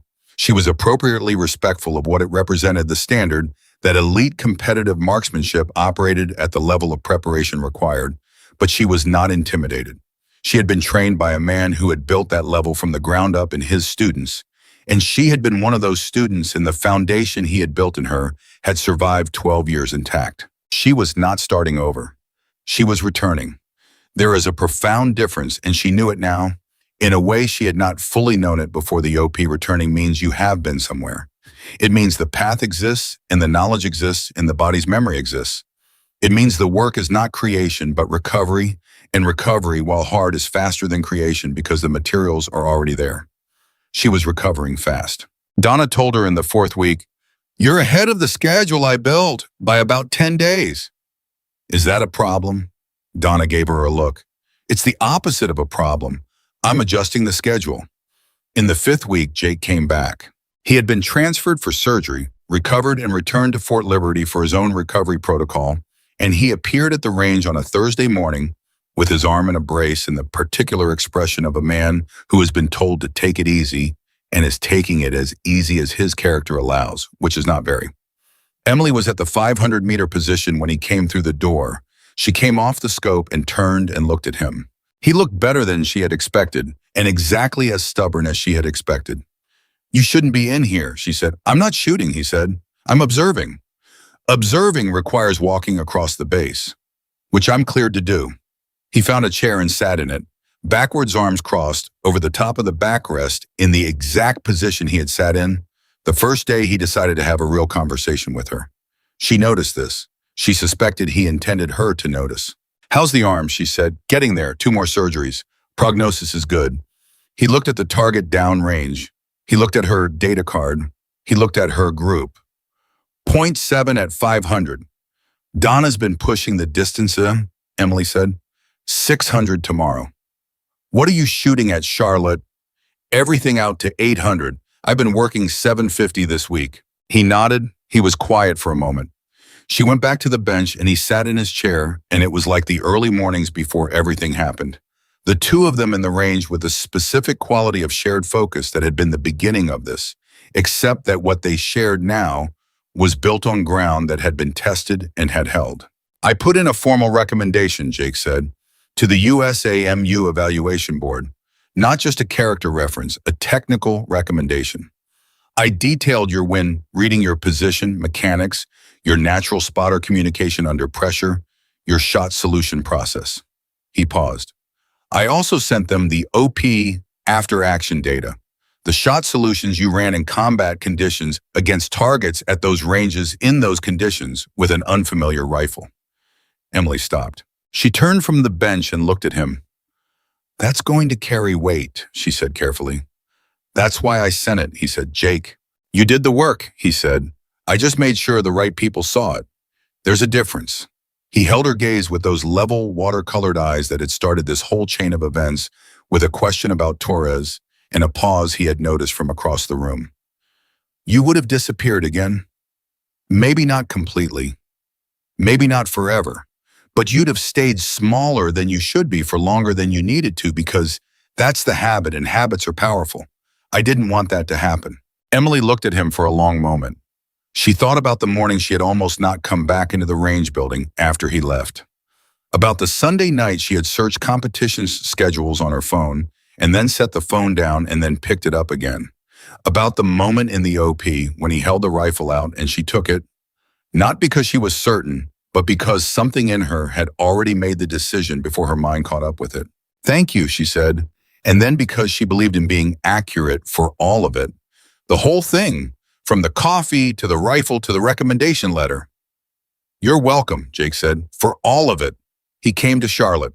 His arm was still in a partial brace, and he was not supposed to drive long distances yet, so Torres drove him, which Emily found out when they both appeared at the registration table on Saturday morning, and she stared at them for a moment. "He said he was just going to observe," Torres said, jerking his head at Jake. "I'm the transportation." "You wanted to come," Emily said to Torres. Torres didn't deny it. "Yeah." Gene Paulson was already there. He was standing near the equipment check station with the particular stillness of an old coach watching a new field, his eyes moving across the shooters, assembling for the day, cataloging, assessing, doing what coaches do automatically and cannot stop doing even when they try. When he saw Emily, he moved to her and took her hand in both of his and looked at her with an expression that she had to look away from briefly because it was too much, too full of her father, too full of everything. "Ready?" he said. "Yes," she said. Your father would use this moment to tell you something technical, Jean said, to prevent the emotion from being overwhelming. He'd say something about the wind, or your left elbow, or your grip. He would, Emily agreed. I'm going to do that too. Jean looked at her squarely. Your left shoulder is slightly high. Drop it half an inch and hold it. Emily felt something move through her that was grief and gratitude and love and readiness all at once. And she dropped her left shoulder half an inch and held it, and she breathed. Good, Jean said. Now go shoot. She went and shot. The Carolina Precision Rifle Series regional match ran over 2 days and covered distances from 200 meters to 800, with wind conditions that were variable enough to stress test the reading skills as much as the shooting mechanics in a field of 43 shooters that included several nationally ranked competitors who had been doing this continuously for years without any 12-year interruptions. Emily did not win the first day. She placed fourth. On a day when she was competing for the first time in 12 years against a field that knew the format and knew the specific courses of fire, she shot clean through 500, lost 1 point of consistency at 600 when a wind shift caught her in the middle of a solution, and recovered completely from 650 to 800. Fourth place. Torres watched every stage. He said nothing during which was the correct thing, and he said exactly one thing after the final stage of the day. The 600 wind shift, you caught it on the read. Your hesitation was in the execution. I know, Emily said. It won't happen tomorrow. He was right. On the second day, Emily shot the kind of match that happens when everything that has been reintegrating over 6 weeks of focused work arrives at the same moment simultaneously, when the physical and the technical and the mental all reach the same place at the same time. And the result is the thing that coaches and competitors call, in the language of their particular world, being in the zone, which is not a mystical state, but a very specific neurological one. The state of complete present, unself-conscious execution. She shot a 94.7 out of a possible 100 across all distances. First place, she won the match. She was standing at the scoring station when the final results came through, and the range officer read the scores in the flat, neutral voice of someone whose job is to announce results without editorializing. And when he said her name and the score and the placement, there was a moment of complete quiet from the people around her. Then Torres made a sound that was not quite a word and was not quite a shout, but was somewhere between the two, and Jean was there with his hand on her shoulder, and Jake was there with his one good arm, and his expression that gave away everything he was feeling, despite the fact that he was a man who had spent 21 years training his face to give nothing away. .7 groupings at 800, Jake said, in competition conditions. Yes, Emily said. Your father was right, Jake said. She looked at him. He told you, she said. Jean told me, Jake said, when I called him. He said Robert Carter had talked about you for years, even after you stopped competing, even after you disappeared. He told everyone who would listen that his daughter was going to be extraordinary, that the absence was temporary, that people like Emily don't stop. They just wait. He paused. He never stopped believing that. Emily stood in the middle of the results area of the Charlotte match, with the wind moving around her and 43 other competitors, and 3 people who had driven here to watch her come back to herself, and she felt her father in that moment with a completeness and a clarity that had nothing mystical about it. It was simply the feeling of knowing deeply and without doubt that the person who shaped you most profoundly would recognize what you had become and be entirely unsurprised by it. He had known. He had always known. She picked up her rifle. She had earned that weight. 2 weeks after Charlotte, the formal USAMU evaluation invitation arrived. Not an expression of interest, not a preliminary conversation. A formal written invitation to participate in the evaluation program that served as the entry point for the country's elite civilian and military marksmanship development pathway. Emily read it at her kitchen table on a Tuesday morning. She read it twice. Then she picked up the phone and called the one person she wanted to tell first. Jake answered on the 3rd ring. The USAMU letter came, she said. A pause. Then and formal evaluation invitation. She heard something that was definitely a laugh this time. No ambiguity. When, he said. 6 weeks. That's enough time to prepare. I know, she said. That's why I'm not panicking. You wouldn't panic anyway, Jake said.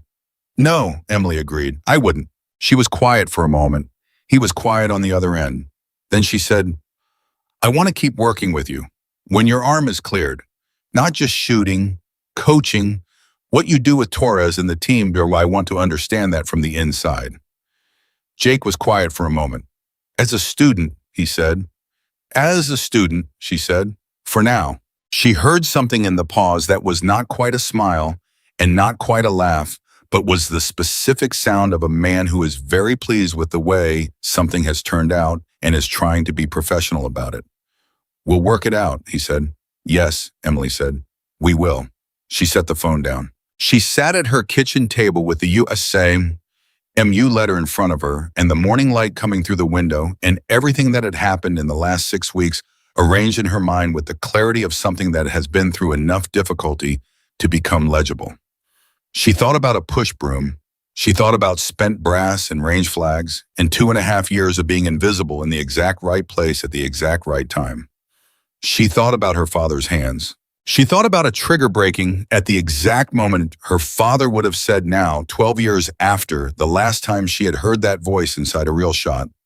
She thought about the OP, the dark, the MK-13, the 880 meters of air between her and a man who had calculated that nobody on the base could reach him. She thought about Torres saying thank you in a voice that had no performance in it, about Colonel Haas in his handwritten inline, about Ortiz on the radio saying our shooter is Emily Carter, about Jean at the registration table dropping her left shoulder, about Jake backwards in a range chair, patient and unhurried, asking about a man she had watched shoot and seeing in her answer everything he needed to know. She thought about the 14-year-old who had shot the best group of her life and heard her father say, "You're starting to be the second kind, the kind that knows it so deep they couldn't tell you in words." She was the second kind. She had always been the second kind, and every morning for the rest of her life, she was going to wake up and know exactly who she was. Not the cleaner, not the forgotten prodigy, not the woman who had lost everything and survived. Emily Carter, who had buried something precious to take care of the people she loved, who had carried the weight of that burial for 12 years without complaint, who had stood in the dark with a borrowed rifle and done the thing that nobody on the base could do, who had come back. Not because circumstances finally allowed it, but because she had decided completely irrevocably, with her father's voice in her ear and 12 years of patience behind her, that she was done being small. She stood up from the table. She picked up the letter. She picked up her training bag. She walked out the door. The range flags were reading northwest at 6 miles per hour. Steady, honest, the kind of wind that tells you exactly what it is. Emily Carter read it in 3 seconds. She had always known how, and she was never going to let anyone forget that again.